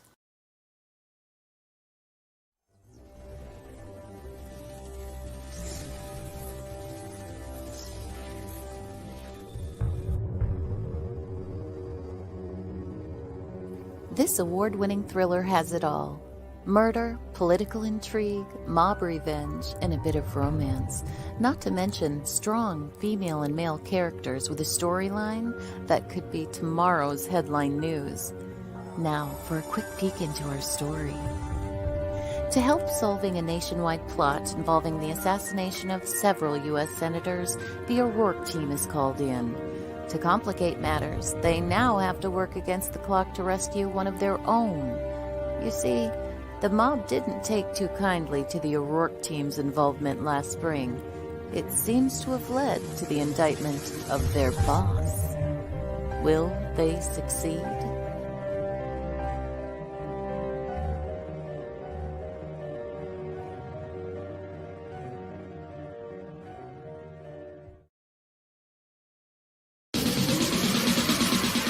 You're listening to WLFE DB Radio. Now, back to our program. Yay! Yeah, Cindy Poo Poo. I'm so excited. Oh, Where's Travis Nelson? I had to take the green screen off because it was slowing me down, so I took that off. Oh, yes. Good idea. So went back to my normal background, and now my face is a little brighter now too. So, Oh, yes. one of the first guests I want to talk about is we've had his father on the show, and you know we always talk about these. We always talk about UFOs. We always talk about all the aspects. God, I can't even. Right? No, I can't even. Oh. I can't even. So, but we talk about stuff like that with UFOs and aliens and all that stuff. And then, you know, this guy, you know, comes along, you know, and started, you know, working with his dad on that stuff. And, Look at his you know, boards and planchette hanging there. oh, I yeah. know. I'm adding up, you know. Right. Yeah. Right. How do you So, like? you know, How do you like Ouija boards? yeah, I do. I have quite a few of them. I just So, I don't play with them. No, don't play with them. Do not play with them. I'll say so, you know, I won't even do anything with how them. things The planchette is not a C-ring. No, I know. how have things been with you and your dad? How's the UFO stuff How's going? your dad? He's pretty good. He's trying to mess with another book that's in the works. I think it's like number 7, I think. I don't know. Yeah, he was saying that he was Well, working. everybody on it. can throw up books, so I'll throw up his. This is the last one he just did. Earthquakes and UFOs. Yep. We had him on the show and he talked about that Yeah, book. That was awesome. that was awesome. You know, I sat and did his graphics for, 2 months. So I had to replot everything that he did, which was so much fun. But, Tim, you're such a good son. yeah. Well, what he did was he just took a sheet of paper and he sat there and used color markers. Yeah. And I'm looking at this and I'm going, you print this, the pixelation, the color is going to be awful. And I'm going, Dad, I have the background, so let me, do this right for you. Yeah. A lot of his graphics, a lot of stuff that, I put up on Facebook, with him, what he's doing or with both of us. So I was like, you know what, this is going to be easy. This is just, making a circle, plotting somewhere on the map. So, Yeah, that's awesome. One of the things that lately has been, Nick says like father, like son. Right. One of the things that have been following around lately is I've been watching that new series. In fact, I finished it. It was only 2 seasons, the Roswell series, the new one. I thought it was very interesting, but it is kind of like an adult soap opera. But it was, it was cool. I liked it. I totally thought about it, and then I would start losing interest. But I was like, you know what? I mean, let's just finish it. Right. Yeah. Well, one of the other things that follows the UFOs around. Is that the one that used to be on the CW, Roswell? Yeah. Okay, yeah, then I know that. But I never watched it on TV, so I was like, I didn't. So, why not? Well, the one guy is hot as shit. That's why I watched it. So, no. Tim's like, well, here's the thing is that here's the thing is when you think UFOs, lately you can't get away from thinking about Bigfoot as well, because for some reason, the two of them have been seen in the same area, and we've discussed it with your father. But one of my other friends is a Bigfoot guy as well, and he's sitting there dancing in his chair. So, hello, Tim. Mr. Steve Coles. What's going Steve's on? dancing. I love it, Steve. Now, listen, I wanted to say this. I know Kenny had brought those oils, and I have something really cool to show too. I got this at Walmart. It's extra virgin olive oil. So we are good to go with that. The power of Christ compels you. There you go. There you go. Anyway, that's like in case you can't get to St. Jude religious store in enough time because you just ran out on Saturday night and you need it for Sunday Mass, you just use the olive oil. Is that, the idea? You see, you have to go to St. Corky, who's on the corner of the street, and you can buy your, hey, need some holy water. I got the anointed oil. I have the miracle spring water from Popoff too, so. Do you see this comment from Chanel? She says, I learned my ABCs and 1, 2, 3s on one of my grandparents' house when I was a kid. No parachute was there. Oh, planchette, I think is what she meant. Oh. And it was my aunt's Ouija board. Aunt's Ouija board when she was Jesus, So she learned her ABCs and 1, 2, 3 on the freaking Ouija board. That's terrifying. All right, guys. Well, as much as this was fun, I got to go as I have business to attend to with the Pun Network, PUN. Make sure Cindy is fed before 9 p.m. It's already 9:22, Nick Mule. It's too late for that. Hello, Barry. Oh, Mr. Barry March saying hello to Mr. Steve Culls. Kristen says, I got my rosary in hand. That's fun. Right. Your So fun. ABCs on the Ouija board. Did she write the Satanic Bible afterwards? How do we have kind so of much scary. satanic stuff coming up tonight? We have Kenny, that is now a satanic sect. What did he got a certificate from the Satanic Church or something? I don't know. Sect, and then Steve is talking about. It's so funny. Well, we've had both of these gentlemen on the show. I mean, originally, I think Steve was here before Tim was, but we've had them both on here. And one of the things I want to talk about real quick is because it's something that's come up lately with us a lot, is that, and Cindy's been crossing her or making her check marks, doing her check marks, and shut up. And it's one of those things that, celebrating 5 years, pretty much I've been, sitting where I sit with certain things, and Cindy sits where she sits. And we don't always agree on certain things, and this is one of them that I don't agree with, is I do not believe that UFOs and Bigfoot have a connection whatsoever.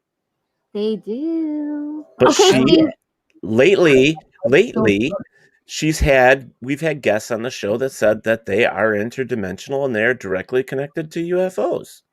Well, so I want to hear what you guys have to say. So let's start with Steve.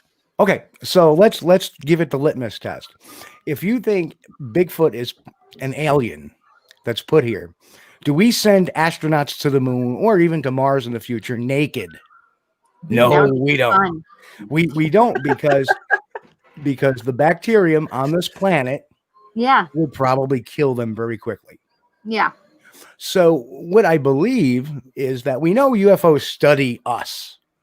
Mm-hmm. Well, in the 70s, there were a lot of cattle mutilations and there were UFO sightings around cattle ranches and stuff like that. Nobody has ever said that a cow is an alien.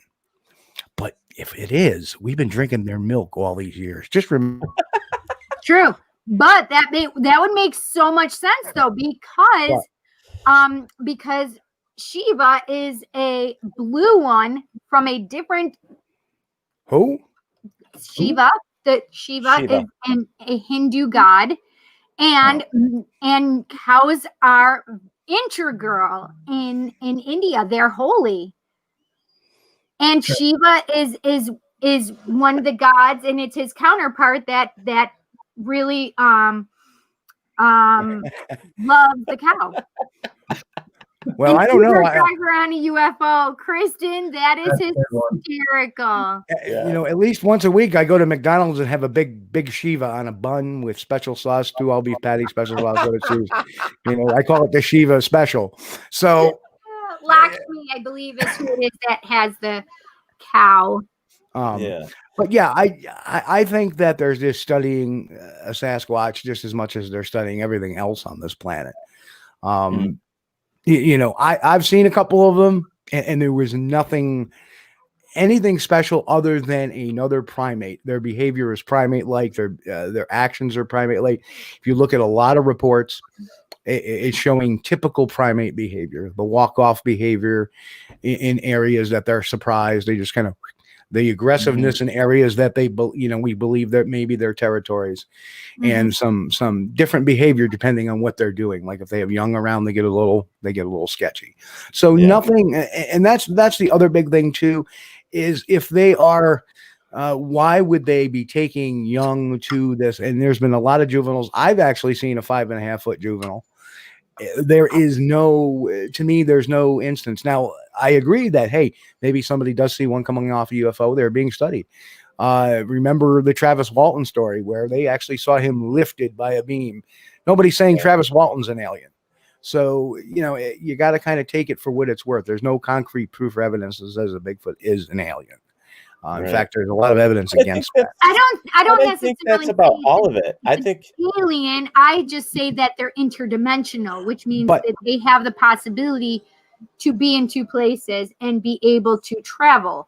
Well, interdimensionally. Again, what type of device are they using? They're right. We see them. They never use any complicated tools. We see a deer cross the road as we're driving by, and we look to the left to see that deer in the field, and it's gone already. So they have their natural propensity for camouflage. They're a primate, so they're a lot smarter than a deer, and they're awfully fast. So that's the kind of way I look at it. I've seen no evidence to purport that. I've actually seen some evidence scientifically that could prove why people all of a sudden lose sight of them, like they disappear in front of them. Sometimes it's brain trauma. Sometimes it could be the result of something called infrasound. So there's scientific explanations for some of that stuff. Interesting. So, Tim, now we're going over to you. What do you think about the whole thing of Bigfoot and UFOs?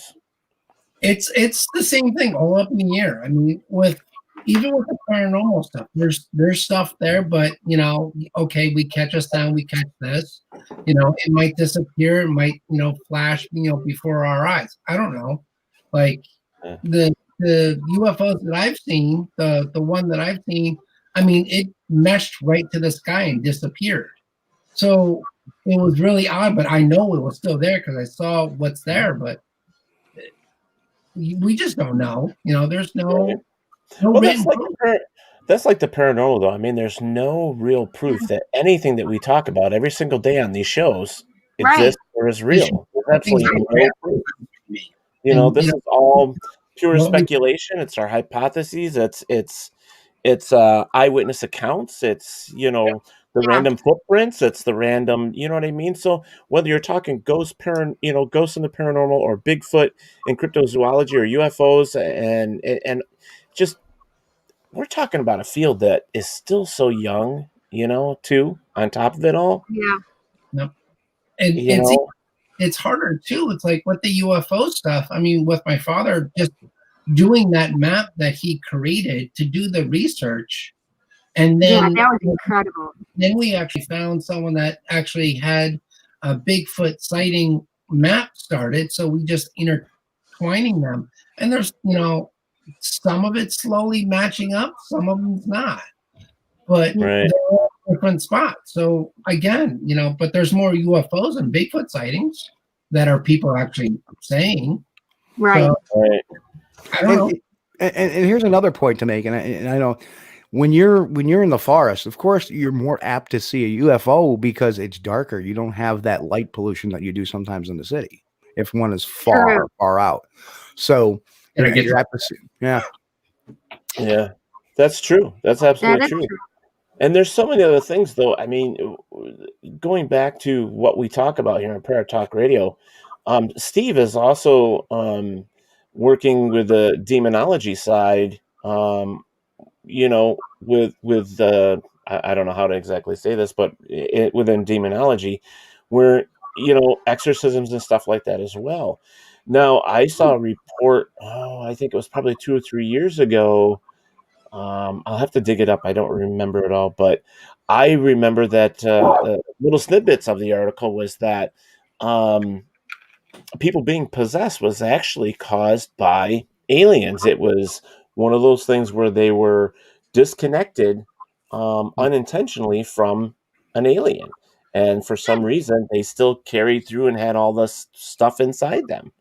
So UFOs, or the phenomena that we see and we hear and we talk about every single day, we have no proof for any of it.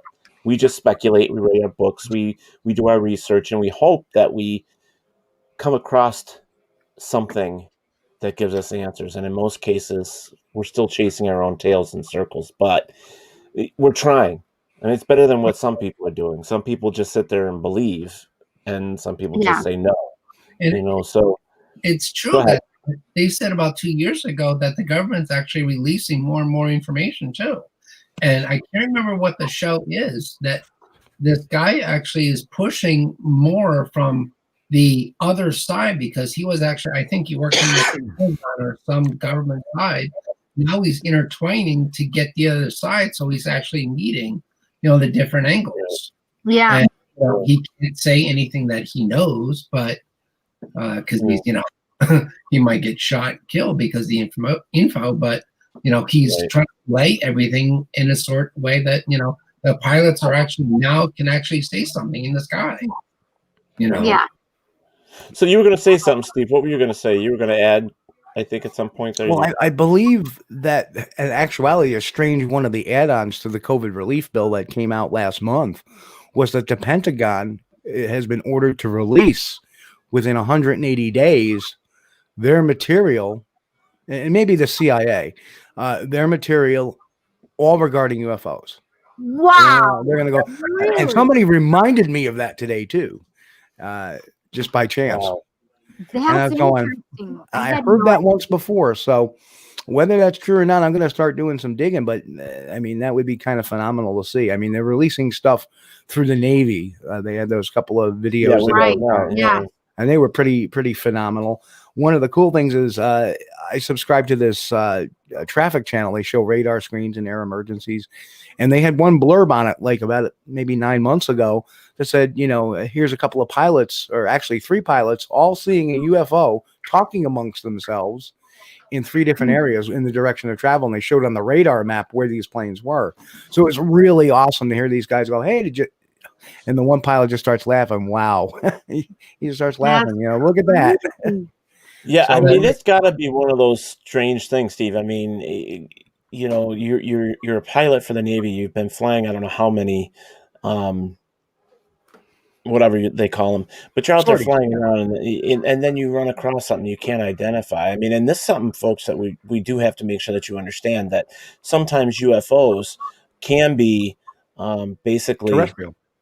Yeah, and so a UFO is just unidentified at the moment. In fact, Tim, I think they changed that, right? It's not UFO anymore. It's I wish I could remember the acronym, but yes, they changed it. But it's the same. Is it UAP or UA something like that? Yeah. Unidentified aerial phenomenon, maybe. Yes, that's what it is. Yes, unidentified aerial phenomenon. Yeah, UAP, unidentified aerial phenomenon, I believe is what they call it. Yeah. But they change things. Sometimes the government just does it because they want people to stop looking. Yeah. UAP. Yep. Because who can't remember who told me this, but they've been abducted. They've done all the the research and all that, and they're out there doing investigations out in the desert and stuff like that. And the information that she basically said that why they're doing this, they want the public to stop looking at UFOs. That's which is hey, let me give you something conversely to think about too. It's entirely possible that people have possession that may think it's alien abduction, and in reality could actually be demonic. Well, see, that's where I was thinking there in the beginning. Interesting. And conversely, people who have a paranormal experience, especially like Sasquatch researchers that go out in the field, and all of a sudden they have this, I saw the Sasquatch appear before me. It just, it's got to be paranormal. It could be something paranormal that's manifesting as a Sasquatch because that's what it's relating to in the person's mind. So that's another flip of the coin too, because a lot of these areas they go into were Native American territories for many years. Yeah. Right. Well, and we know that our brain will, especially if something that we have no information about, that we don't know what it is, our brain will try to make sense of it and create whatever it is. whatever it is that makes us feel a little bit better about it. So and that's what I mean, and I've been thinking about this for a while. It's like, so what if some of these cases of exorcisms, of being possessed, actually are something that was extraterrestrial? Because we don't know. There's a lot of things we don't know. Well, it'd be one thing to consider if they had a UFO experience. If they have no UFO experiences, and this is just, it all depends on the history of it. You have to. I mean, one of the things you do as a demonologist is archive what the history of this particular malaise that's onset, whether it be a mental illness, whether it be something that's non-paranormal, whether it be something that is paranormal, aka demonic. So you have to look at all three of those things from the history and then try to make your best guess from there. Interesting. But I think that's with all of the things, though. Yeah. I mean, we all look at all that stuff that way. Right. So you have to. Which one you want to do? Yeah. It's like you have to sit there and diagnose and see what the recipe is.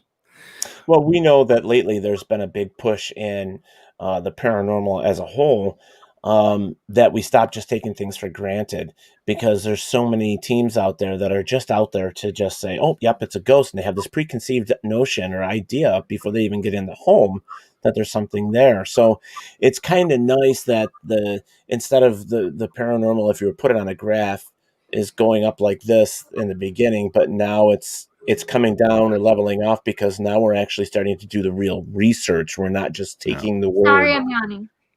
That's okay. But that's what needs to happen. That's okay. It's going to be Ted's talking. Thanks, Steve.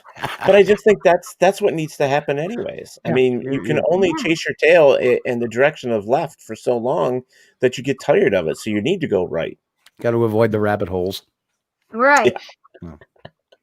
No rabbit holes.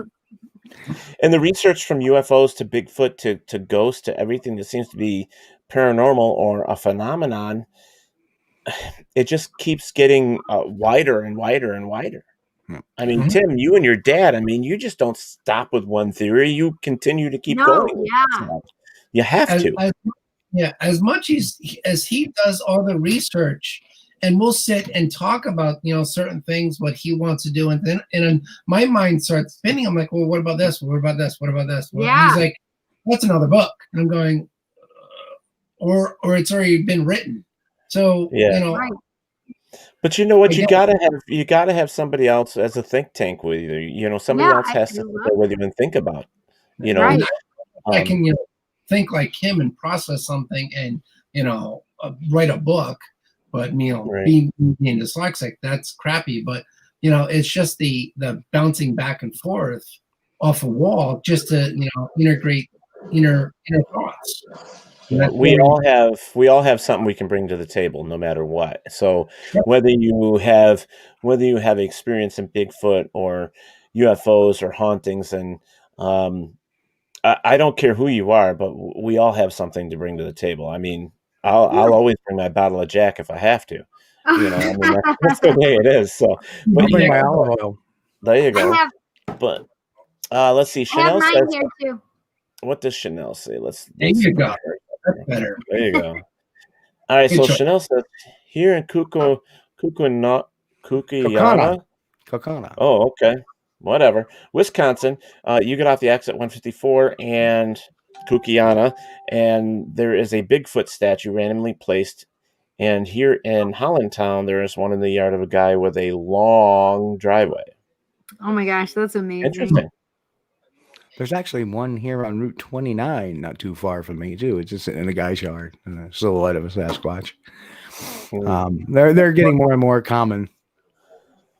Yeah. I am dyslexic with a learning disability. You know what, Kristen? There's people out there that have information. Tim just said that he has dyslexia. So that's so no matter what you may consider deficiency or something that you don't have, you still have the ability to remember things, to see things, to hear things, to where you can bring it to the table and say, this is what I saw. Because right now, whether you're a Bigfoot researcher or a ufologist or, just a paranormal investigator for ghosts or ghost hunter, we all use witness statements. We have to, because that's what sets us on the trail in the first place. Yeah. And that's where the research goes. Asking the right people, asking the right questions, and Right. the whole concept.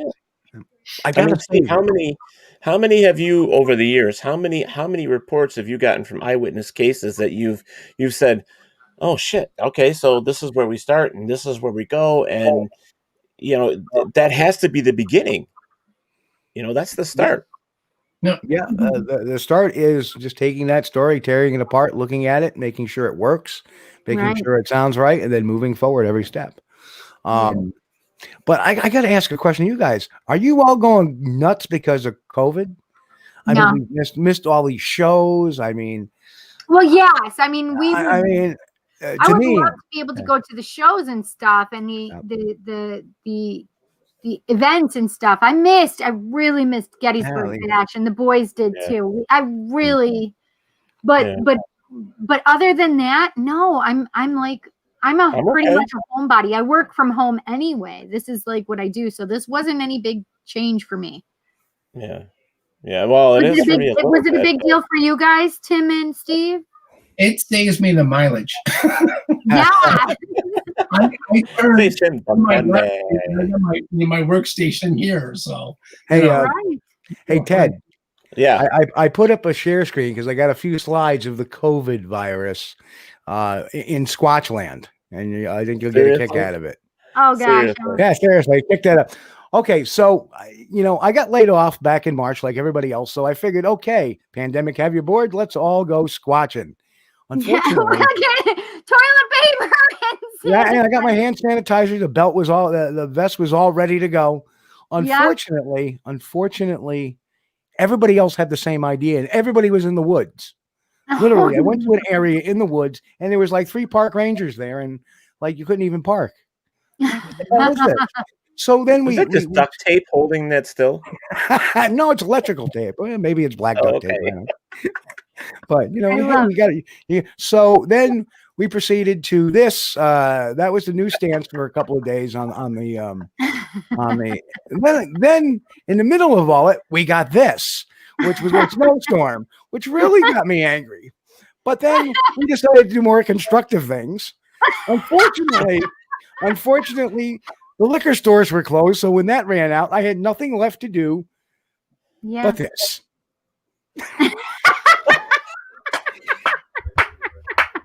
And that's all I had left to do. That is hysterical.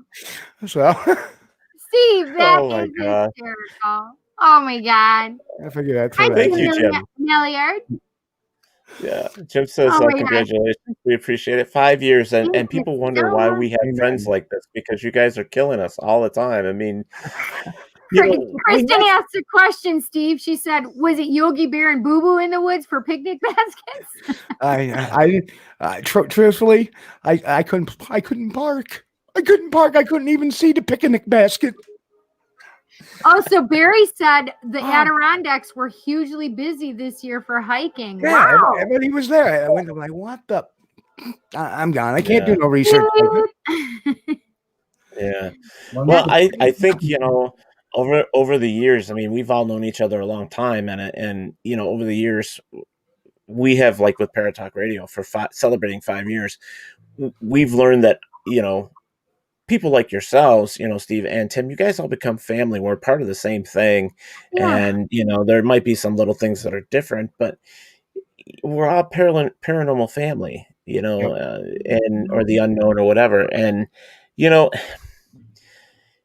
we couldn't do this show for 5 years without people such as you guys. Right? The people that we've had on the show already. All of our contributors, right, to this amazing, study, whether it's UFOs, whether it's Bigfoot. I mean, this is amazing that we can have guys like you that can contribute, right? And your dad, Tim, right? So, Yeah. And But we laugh. antennas and congratulations on that 5 years. Well, thank you. Yeah, we didn't think we'd last this long. I didn't think Teddy would be able to handle me for 3 years. It'll be 3 years next year. Or next month, excuse me. I did not think that Teddy would be able to be like, he's like, oh, she's here. It's fine. I'm blessed. My show is going this September will be its 15th anniversary. Holy schmoly. And I've been the same co-host for going on 11 years now. So amazing that we've lasted that long. I'm surprised we don't punch each other over the internet, but But you guys have had a hiatus in between from here and there too, and we have thought about it. We take a few months here, a few months there. If things get really stale, okay, or you get burnt out, you got to take a vacation from it. Yeah. We've thought about that too. But what's been a saving grace for Cindy and I is like going to Gettysburg. I mean, that gets us away, and it gives us a fresh outlet. It gets everything new and some of the other things too. Like Teddy has gone to some of the other what was that one? The Bigfoot one. What was that called down there? Oh, I went to the ECBRO. Yeah, ECBO. Yeah. Yep. ECBO, and there was a New Jersey Paranormal. What was that? Unity. Unity. I mean, so and then Sci-Fi Horror Fest and Oniata. I mean, so you can do these other events most of the time when we're not in COVID time. And it breaks it up, so it feels good. It gives you that break. It reinvigorates you, right? And I'm really glad to hear Power Unity is coming back this year. They just announced the Sasquatch, the Whitehall Sasquatch Calling Festival for September 25th this year. That's awesome. That just got announced. And for the third year in a row, I'll be emceeing the calling contest, which should be, I got to get my Excedrin. But, well, they're screaming in my ears right there. I'm like, so.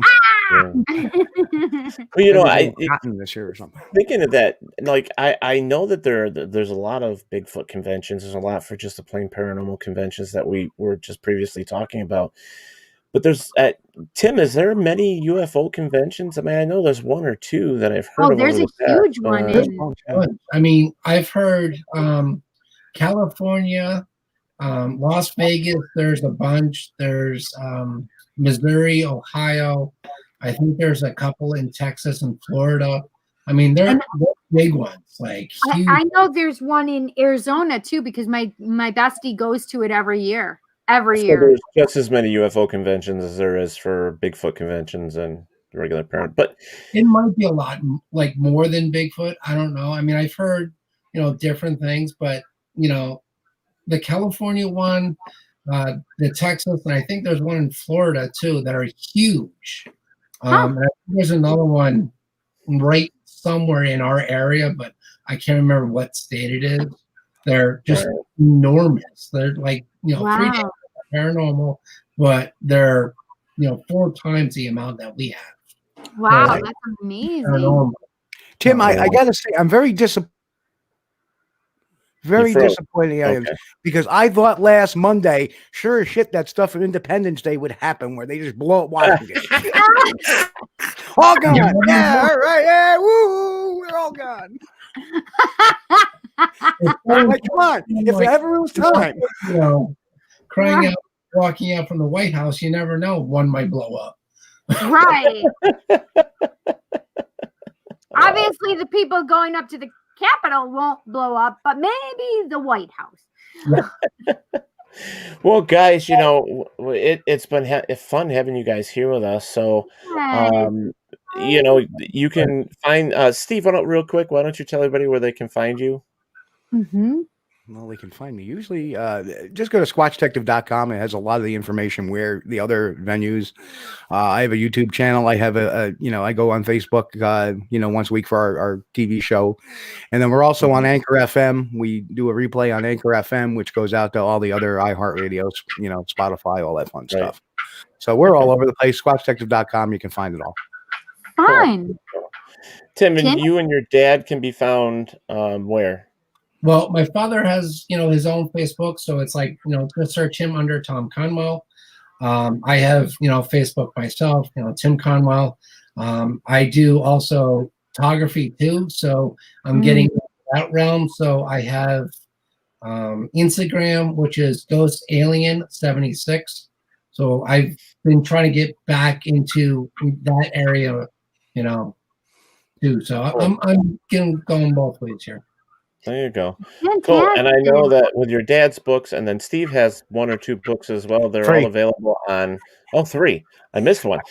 So you're available. That stuff's available on Amazon too, Barnes and Nobles, I'm sure.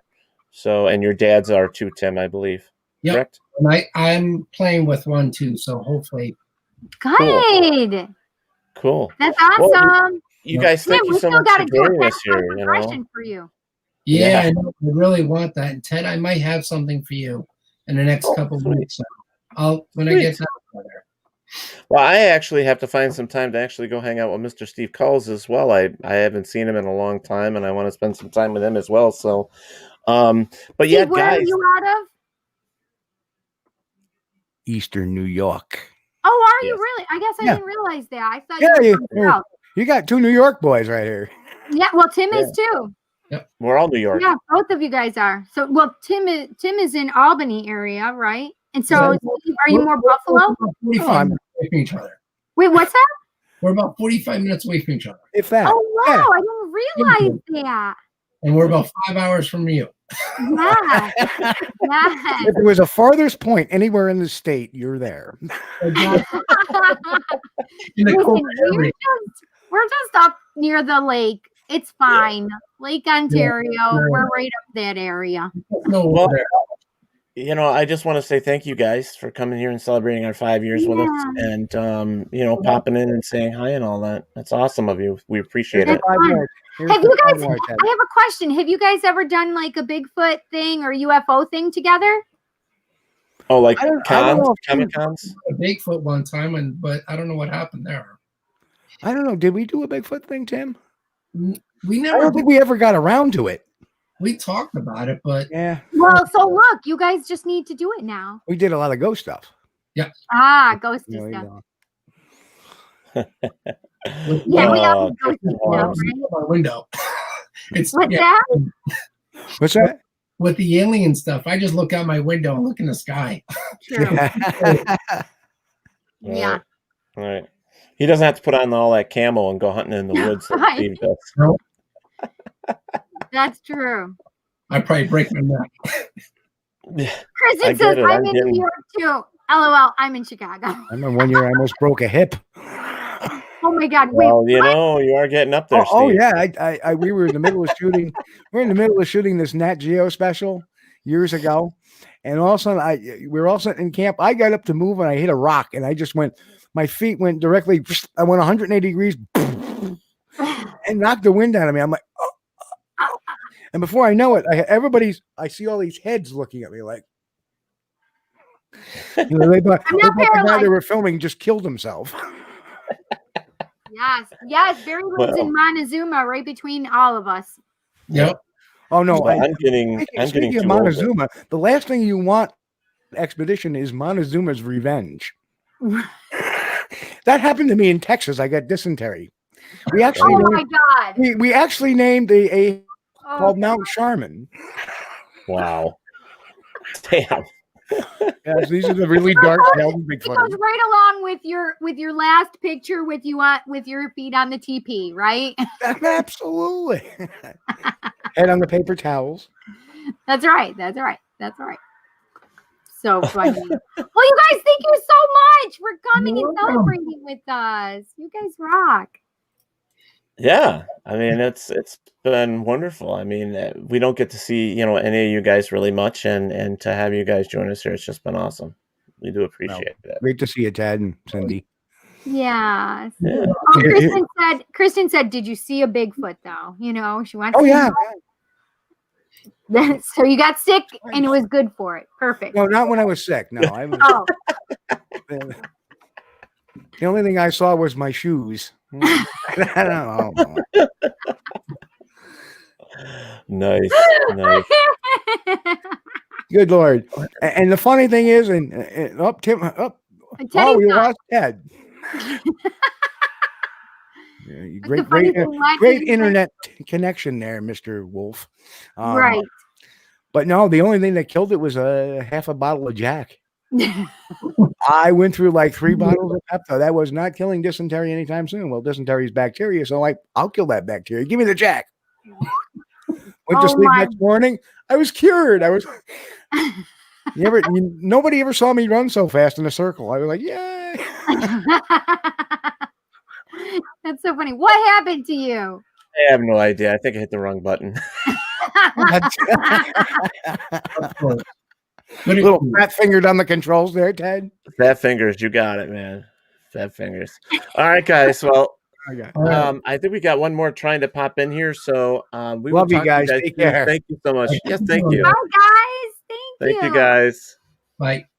Bye. Bye. Oh my! I was not abducted, Barry Martz. Ted has been abducted. Barry, that's hysterical. That's funny. Chanel said your shoes survived. I've been smiling so much, my cheeks hurt. All right, I want to see who our last person is. Yeah, well, she's having a hard time getting in, so she might not be able to get there. I'm waiting for her to give me a reply. But I'm sure we can do this again at some point. I don't know if she froze up on me or what, but I can't get her in the back stream. But we have just a couple minutes left anyways. So let me see. Oh, mercy sakes alive. It's been such a fun night. I told you it would be so fun. Yeah. Yeah. I knew it was going to be. As soon as you messaged me that I was like, so fun. Yeah, I mean, I think it was perfect anyway. Yeah, well, we don't get the opportunity to do this very often, to kind of sit back and just talk about the past. And so, Cindy, since we have a few minutes, what was your most fondest memory with us for Paratalk Radio? What was it? Was it a? I think it was the show that we were discussing just the other night. The demon guy, the possession guy. I meant a good one, not a bad one. Well, no, because I think that just your face, you're like, oh shit, you pissed her off now. And you're like, stand back, because now here comes Cindy. I'm just gonna sit. And the look on your face was like, first of all, let him have it. Second of all, you go, girl. Yeah. Third of all, I'm gonna be quiet. You literally, it just from the memory of looking at you, and I'm like, I can't handle this anymore. And you knew I was about to unleash, and just you. It was one of those that was just hysterical to me, that you just were like, I'll be right here. I think that was just because it was, I mean, I have so many that come to, but I can't always think of who it was. Like Mungie and Stitches and all of the horror clowns and them coming on and just saying the funniest shit. Yeah. We had so many shows though too that we really got some interesting information. Yeah. And it's been really look at this. Hi, Kia. How are you? Fun. But we can't hear you. Oh, we can't.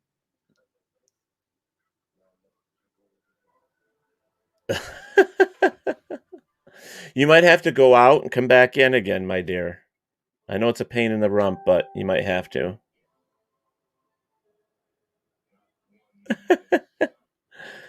She said, all right. So, and we're going to have about a minute with her. We won't have much time, but it's always nice to have, our friends pop in. Yes. But I was saying that one of my favorite shows, but you weren't there for it, unfortunately. But I was talking with, I think it was Bobo. Yeah, I don't. And I saw Bobo's picture, and I'm like, we haven't had him on since I've been on. I don't think. yeah, it was Bobo, and then my buddy Big Kenny, who was from the Nashville recording artist Kenny from the band Trailer Choir, and we were talking about Bigfoot, and he was talking about sour mash and actually just sitting down with Bigfoot around a bonfire, getting drunk and eating, hot weenies and all that stuff. It was, it was one of my favorites, so it was awesome. Anything, Kat? A little bit. Oh, I can't hear her still. I did. We lost. Oh, I love her chair though. That's fun. Oh, we like the chair. Yeah, I definitely love the chair. Is it maybe? Do you have the mute pressed? No, because it would show on my side. Oh, it would. Yeah, nothing. Oh. She's like, I'll be right back. Yeah. Mm-hmm. Guys, if you want to, I know that Dominic's show just started over on WLFE at 10 o'clock. Yeah. You guys can pop over there and check out his show tonight as well while we finish up here. Or you can hang out with us for a few minutes and pop over there right afterwards. Yeah. Normally we try to get off here before, Right. Dom's show starts, but we had Kat here, and I really would like to take the opportunity. Well, why don't to chat you with tell folks, everybody about Kat? Can you give everybody a little intro really well, quick? well, Kat actually, she runs another network. She runs her own network. Right. And they, oh God, I can't Because remember. we met her in Gettysburg. Yeah. Yeah. She had, what? It was amazing too. What is the name of her network? I can't think of it either. Let me see if I can find it real quick. WBHM-DB out of Burlington. Fate Magazine Radio. That's it. Fate Magazine.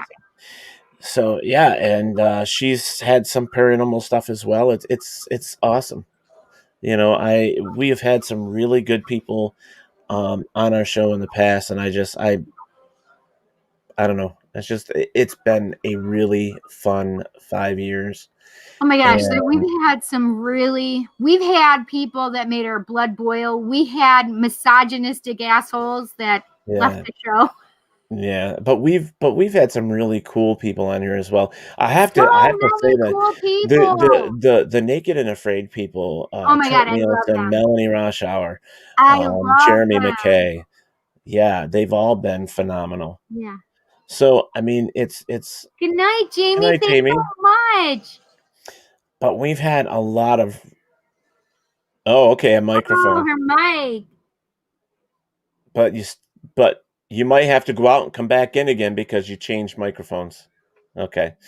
But it's just been a lot of fun. And the stories, so many good times. Oh my gosh. What about when we've just laughed the whole entire show? Oh yeah. Like, it's been great. I mean, and how about the ones that have kept us on the edge of our seat? We've had some really, I really loved the authors that we've had, like the fiction based authors that they some of the coolest stories. Like, remember the New York City dumping ground?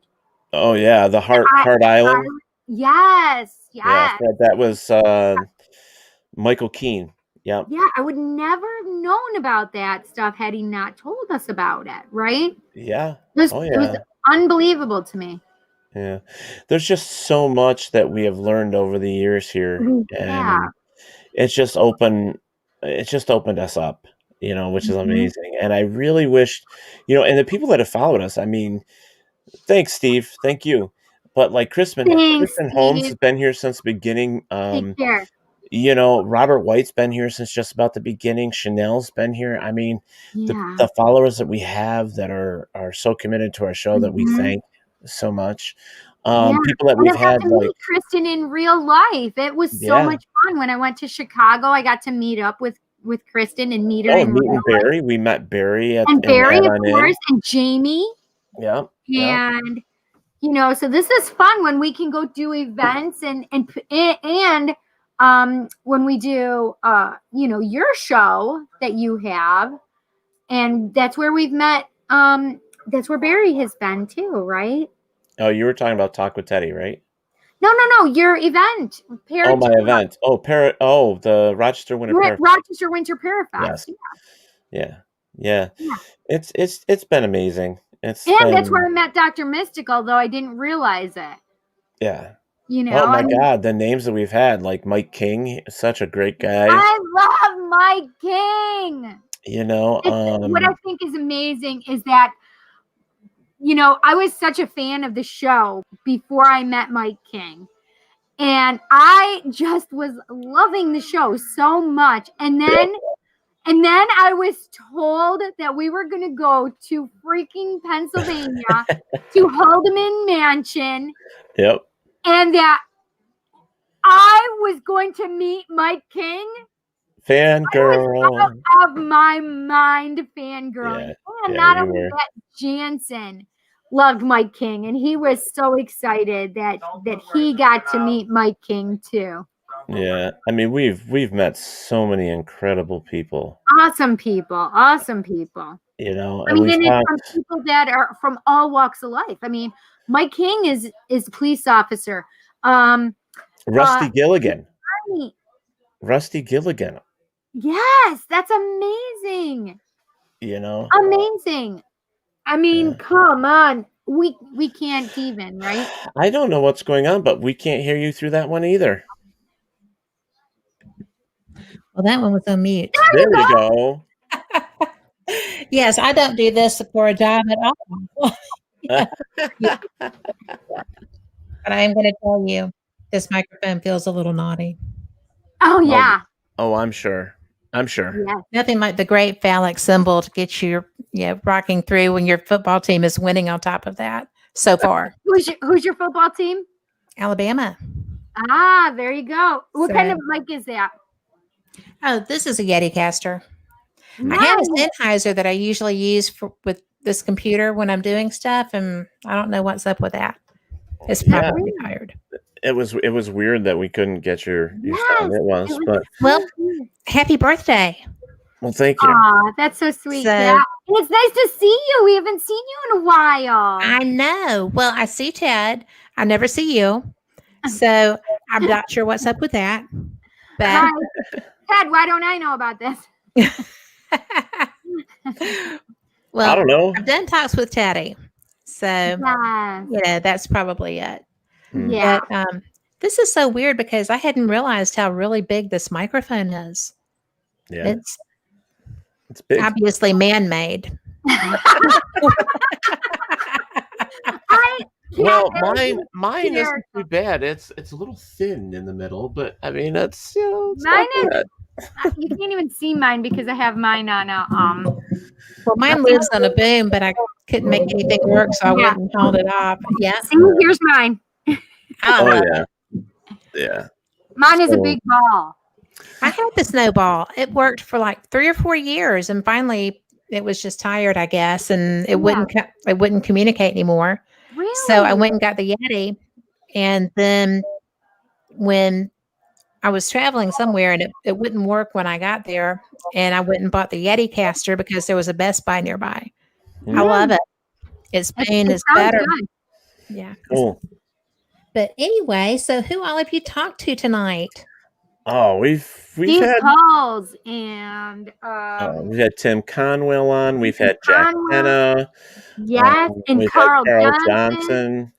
God, who else? I feel like so I stupid. feel like I'm can't missing remember. somebody. Did Rick call? Yep, Rick Oh, McCollum. yeah. Okay. Rick McCollum. Because he had told me that he was going to or going to try to. Kenny. Yeah, Kenny Biddle. Yep, we've had. I love Kenny, right? Yeah. He's so Oh funny. yeah, he's hysterical. We've had a lot of good people on tonight, just kind of remembering things and just talking quick about the show and Yes, their Bear. shows and Mike just King is awesome. memories and touching base. And it's Yes. just, last minute, one of those things. I mean, 5 years is a long time for a podcast, So- and then we went to vodcast. This is 5 years, right? 5 Yeah, years, yeah. Yeah. I think that's so cool. How long have you been doing it, Kat? Paranormal Experience in November 14th was my 6th anniversary. Nice. Wow, And congratulations. for Fake Mag, I'm into my 2nd year. Congratulations. So- That's fantastic. November 14th. That's the date that my dad passed away. I'm sorry. No, it's okay. It's a good day. Thing is, in 4 days, It's 'cause I love my dad. but in 4 days, Yeah. it's my real birthday. It's your So, real birthday, Teddy Poo Poo. I know, in 4 days. So How cool. How old are you going to be? 54. Are Yeah, you really just a babe? I have to remind him I sometimes. don't look because 54. he'll say the wrong. I'm like, you're 4 I'm years old. 59. You're a baby. I'm a baby. Wait, how old did you say you are? Oh, I'm 59. Oh, I wouldn't have guessed your age. Yeah. Yeah, you look great. Oh, thank you. I'm gonna Well, hit my 50 in April. I'm still waiting for Also my husband, great. though. I haven't found a husband yet, so I don't know what's going on with me. 54. I don't know, but I know somebody that is into the paranormal, but he lives in Tennessee. And he's a very awesome person. Really? So Oh, Teddy. I'm not sure if he's single. Wow. He was single. I don't know if he still is. I'll But- hook you up, sister. I will. Because everybody needs somebody. That's Everybody. right. Everybody needs somebody. Somebody sometime. sometime. So tell But me I who do- sang that, Miss Cindy. Oh, hang on. It's not Frank Sinatra. It is, hang on, Bing Crosby. No. Mm-mm. Isn't that Dean Martin? Yeah. Oh, Dean Martin. Yes. Yes. Damn it. Yeah. That- I love Dean Martin. I don't know what it was about that man, but Well, he was Because he was hot. And he was very sexy. and he in was that era. funny and charismatic and And playful. he could and- croon, but I mean, really. and that voice. He was He starts Yeah. singing. his voice was just fantastic. It's one of those things you just sit by here, sit down by me and talk. That's all yeah, you gotta do. just talk. Yes. Yeah. Yeah. I get people that tell me that because I'm Southern and I'm just like, I have things to say. You don't want me just to talk, right? But I do. We talk really about do. something that means something. You want to see something neat? I'm going to tilt this back. Oh, yeah. I took that. Isn't that neat? That's Oh, yeah, the amazing. pelican. Yeah. So That's I'm a big great picture. I'm a big water girl. So Mm. Beautiful. So what I think is really cool is that we were talking about this with meeting you, Kat, at I think it was Gettysburg. right? Gettysburg. Yeah. Yeah. I mean, It'll be both- 2 years ago this year. yes. Yeah, and WLFE was not a radio station at the time. Nope. Right. We were contemplating We that weren't the a whole network time. yet. I mean, we were WLFE, but we were not a network. Yeah, at the like an time. official network. Right. Yeah. Right. And And then I was so clueless then because you were effervescent, Who was it? and Teddy. And A he what? was like, we're going to be paranormal family. We're going to be radio family. And I'm like, I don't even know what that means. But I don't want to be offensive. But what am I committing to? And I didn't really understand. And it kind of scared me a little, right? Because I didn't know you very well, just a weekend. And that sounds naughty too. But it was just the oh weekend. shucks. Oh So shucks. it was fun. But but I was so glad to have met you because I just was like, I don't know anybody in paranormal radio except for, well, I did, but not a lot. And I was just trying to keep my head above water because my producer had run off, and in the course of running off, he had bought another network with my credit card through Spreaker. And the only reason that I got my money back was because none of the shows on that network were mine. So my bank went to bat for me, and Spreaker still wasn't going to give my money back. Wow. And, they were going to have to press charges against him. And I was like, I don't even know where he is. He told me he was disappearing into rehab for 600 days. But anyway, so I was already a little gun shy, but not too bad. Yeah. And I loved Gettysburg. I met y'all. I met so many other people. Yes. And I just became, that was when I feel like I became part of the true paranormal family. I agree. Yeah. And Pam and Steve were so fantastic. Y'all were so fantastic. It's a very embracing community at Gettysburg, right? Yes. Yeah. Well, Well, and we're I all think there for a good too, reason too. yeah, and I think all the way too. I mean, there is a lot of bad stuff out there within the paranormal. People are backstabbing each other and all that other stuff too. But I think when you're genuine, I mean, I'm not trying to pat myself on the back or anything, but I think Cindy and I come across very genuine in what we want to put out there, what we feel, and how we feel about people. That there's no other way to do it up there. I mean, we love what we do, and we love this field, but we take some people with a grain of salt. We do what we have to do. But ultimately, you won't agree with everybody. You won't agree with everybody. Right. But 5 years. 5 years. 5 years. It's amazing. It is. And how far have y'all come as paranormal people? Do y'all still investigate? Do y'all do things that get you into this field? When we can. We haven't been able to in over a year now. So I did an investigation at when was that, Teddy? Do you remember? 3 or 4 months ago, right? Or was it longer than that? I think it was 3 or 4 months ago. September, maybe? Yeah. September, October. Yeah. So it's been a while. Yeah. I've only gone and done things like Sloss is not any place you're going to get exposed to anything. So I've just stopped in there and gone down, because they're actually a museum now, and they have a new director who does not like paranormal being involved with Sloss. And I'm like, you know what? The reason you're here is because of the paranormal. Yeah. Right. Because this place would have been abandoned. Yeah. Right.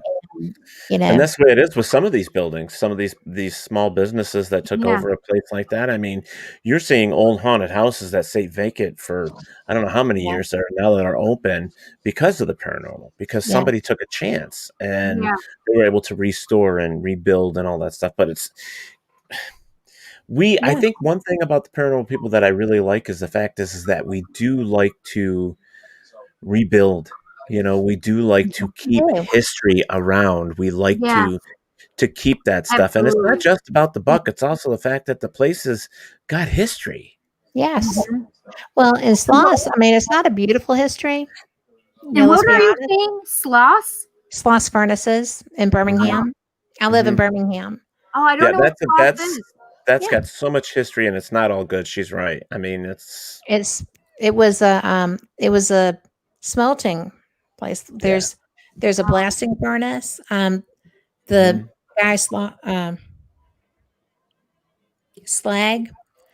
was not a real person. Slag was a character created for their haunted house. Right. And yet I think now he's kind of a topa because he has been invoked so much. When Ghost Adventures was going through there, of course, Zach was running around screaming for Slag. And, I know that when I was there with Amy and Adam, they were, well, Adam especially. Adam is also from Alabama. I love them too. I love them. Yeah. And he's a great investigator. I mean, they both are. I owe Amy a lot. Like she gave me a big room full of people when she couldn't make it. Her plane was late here in Rochester one time for an event, and I got her audience, which was pretty amazing. So that is pretty amazing.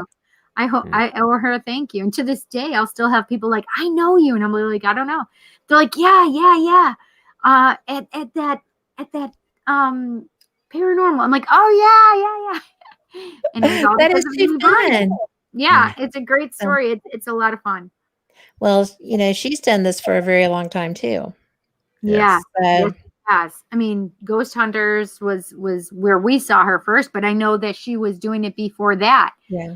Well, she had to have been because that wasn't a casting call. What's that? I mean, I said she had to have been because those were not casting calls to Right. get those No. roles. They had to be investigators. That's right. So Yep. I think that's pretty cool. Well, we were sitting here thinking about all the people that we've had on our show, and you've been on our show, and So the many amount of people. people over the years is so unbelievable. Yeah. And you stop and think about it, and I remember even some of the slack we've been given over the years.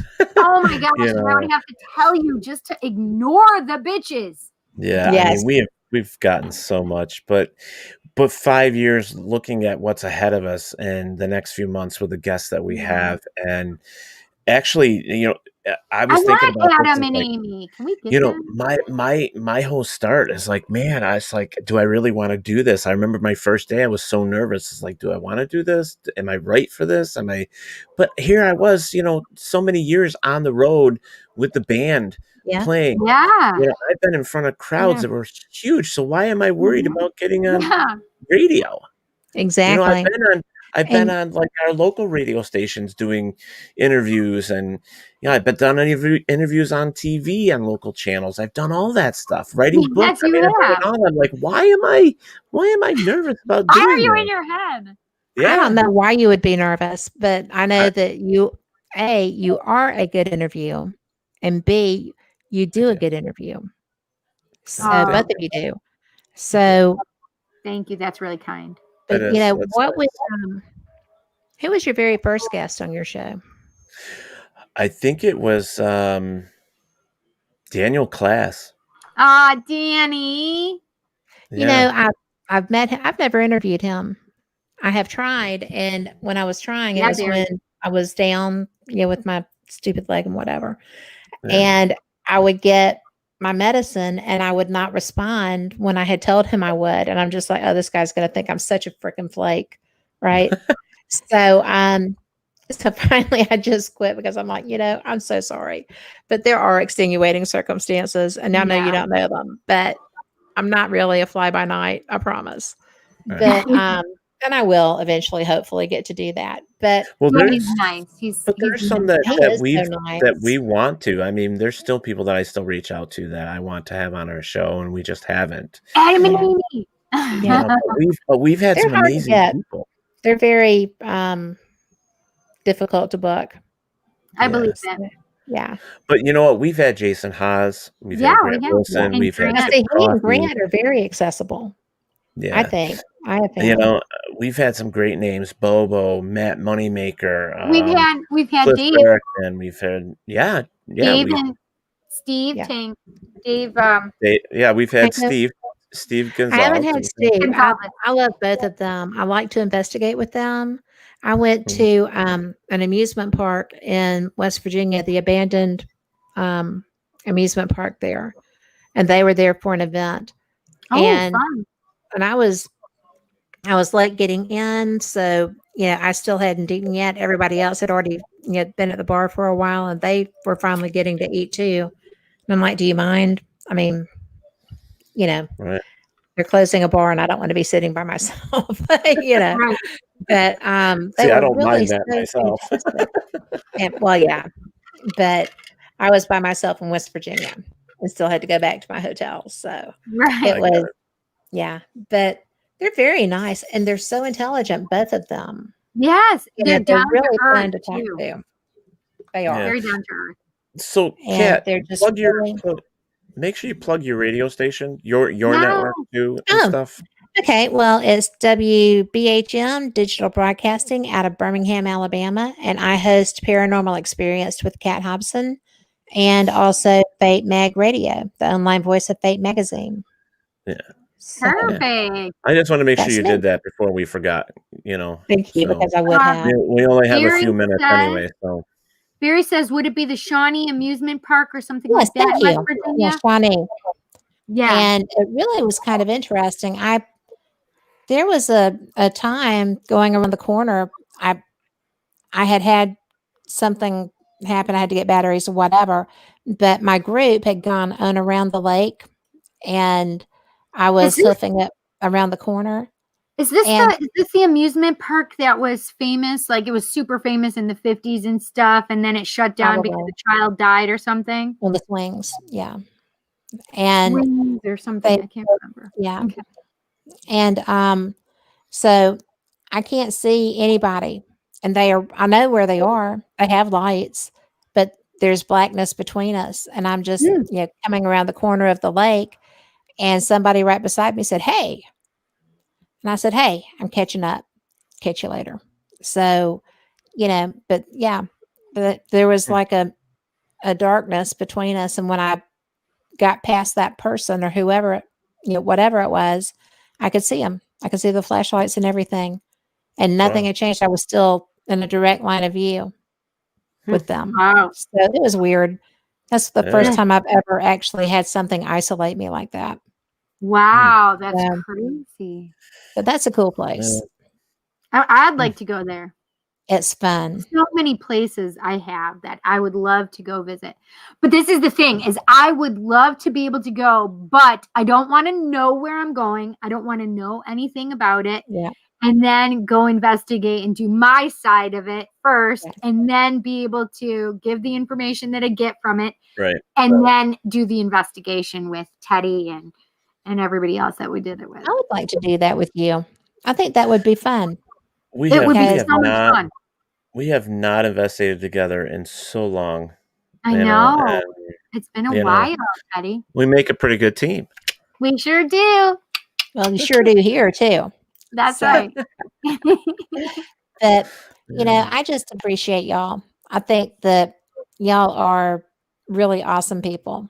And I know that you do awesome shows. So I just appreciate you. Back at you, big guy and gal. Yeah. I'm so terrible at these things. There we go. You did it. You did it. You did it. Well, we have to support each other, and we have to be there for each other. Yeah, And absolutely. we try to, especially with the way WLFE has been going. I mean, there's just so much, and I'm doing as much as I can for them as well. I mean, Oh my gosh, you're working your butt to the and the there's days that grindstone. I don't sleep. In fact, this past weekend was the first weekend I've actually said I'm not doing anything. I told people I was going to work on their stuff, and I didn't. I actually just Yeah, and sometimes you have to do that. Like it's been almost like that for me for 2 weeks at least, where I'm just like so drained that I can't I would have burned do out. anything else. And there's would- people now around me getting sick, and it's like I don't want it. I got to stay healthy. Yeah. And Well, and you've got so much on you anyway, as far as helping keep other people healthy.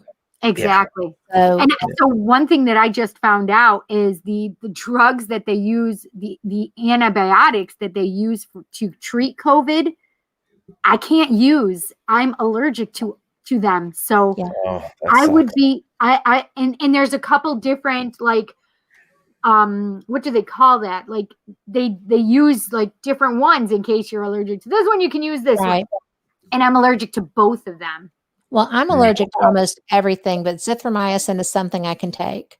Oh, you're so lucky. I loved the Z-Pack. I loved That's the only azithromycin. thing I can, but I'm allergic to everything else. So if the Z-Pack doesn't work, then I just keep on taking Z-Packs when I get Well, don't sick.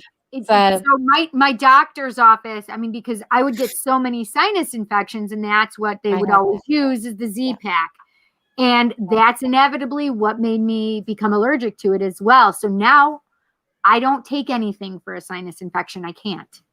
Well, I don't Literally. take anything anymore anyway, because I had pneumonia, and they wouldn't give me enough of the prescription to knock it all the way out. And so I pitched a fit one day and said, you need to give me a double whammy dose of this so that next time I see you, it will be in a couple of weeks, not one. And maybe I'll be well. Because I showed up allergic to, I turned out to be allergic to penicillin unexpectedly. I'd always taken it. Yeah. And so, and I had anaphylactic reactions. Oh, so I can't even have the vaccine. Holy cow.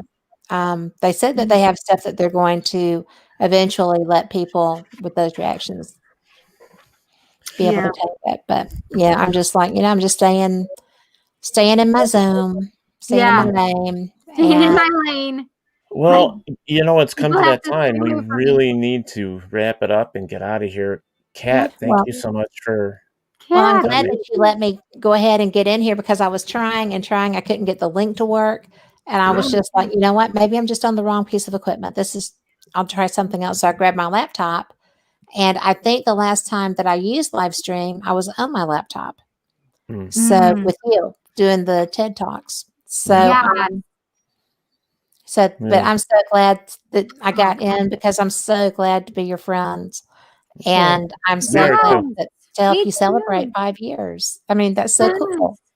We Thank really you for appreciate that. coming and thank you for sharing your beautiful energy with us. And Yeah, and all the kind words. I mean, it's amazing. We thank you a lot.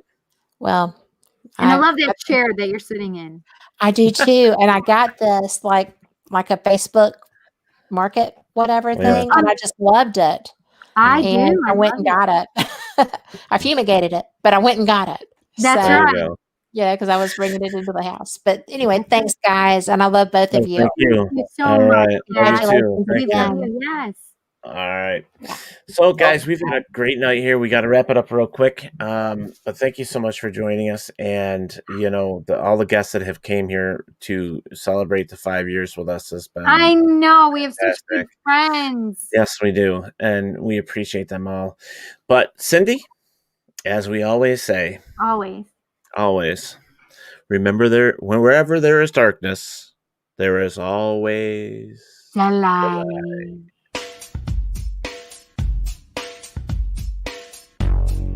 Thank you for listening to Paratalk Radio with Ted Wolf and Psychic Cindy. Catch us next Monday for another fantastic guest. Please check out our show as well as others on the WLFE DB Radio Network. And remember, like, follow, and share with everyone. Join us at WLFE-DB.com for upcoming shows and so much more.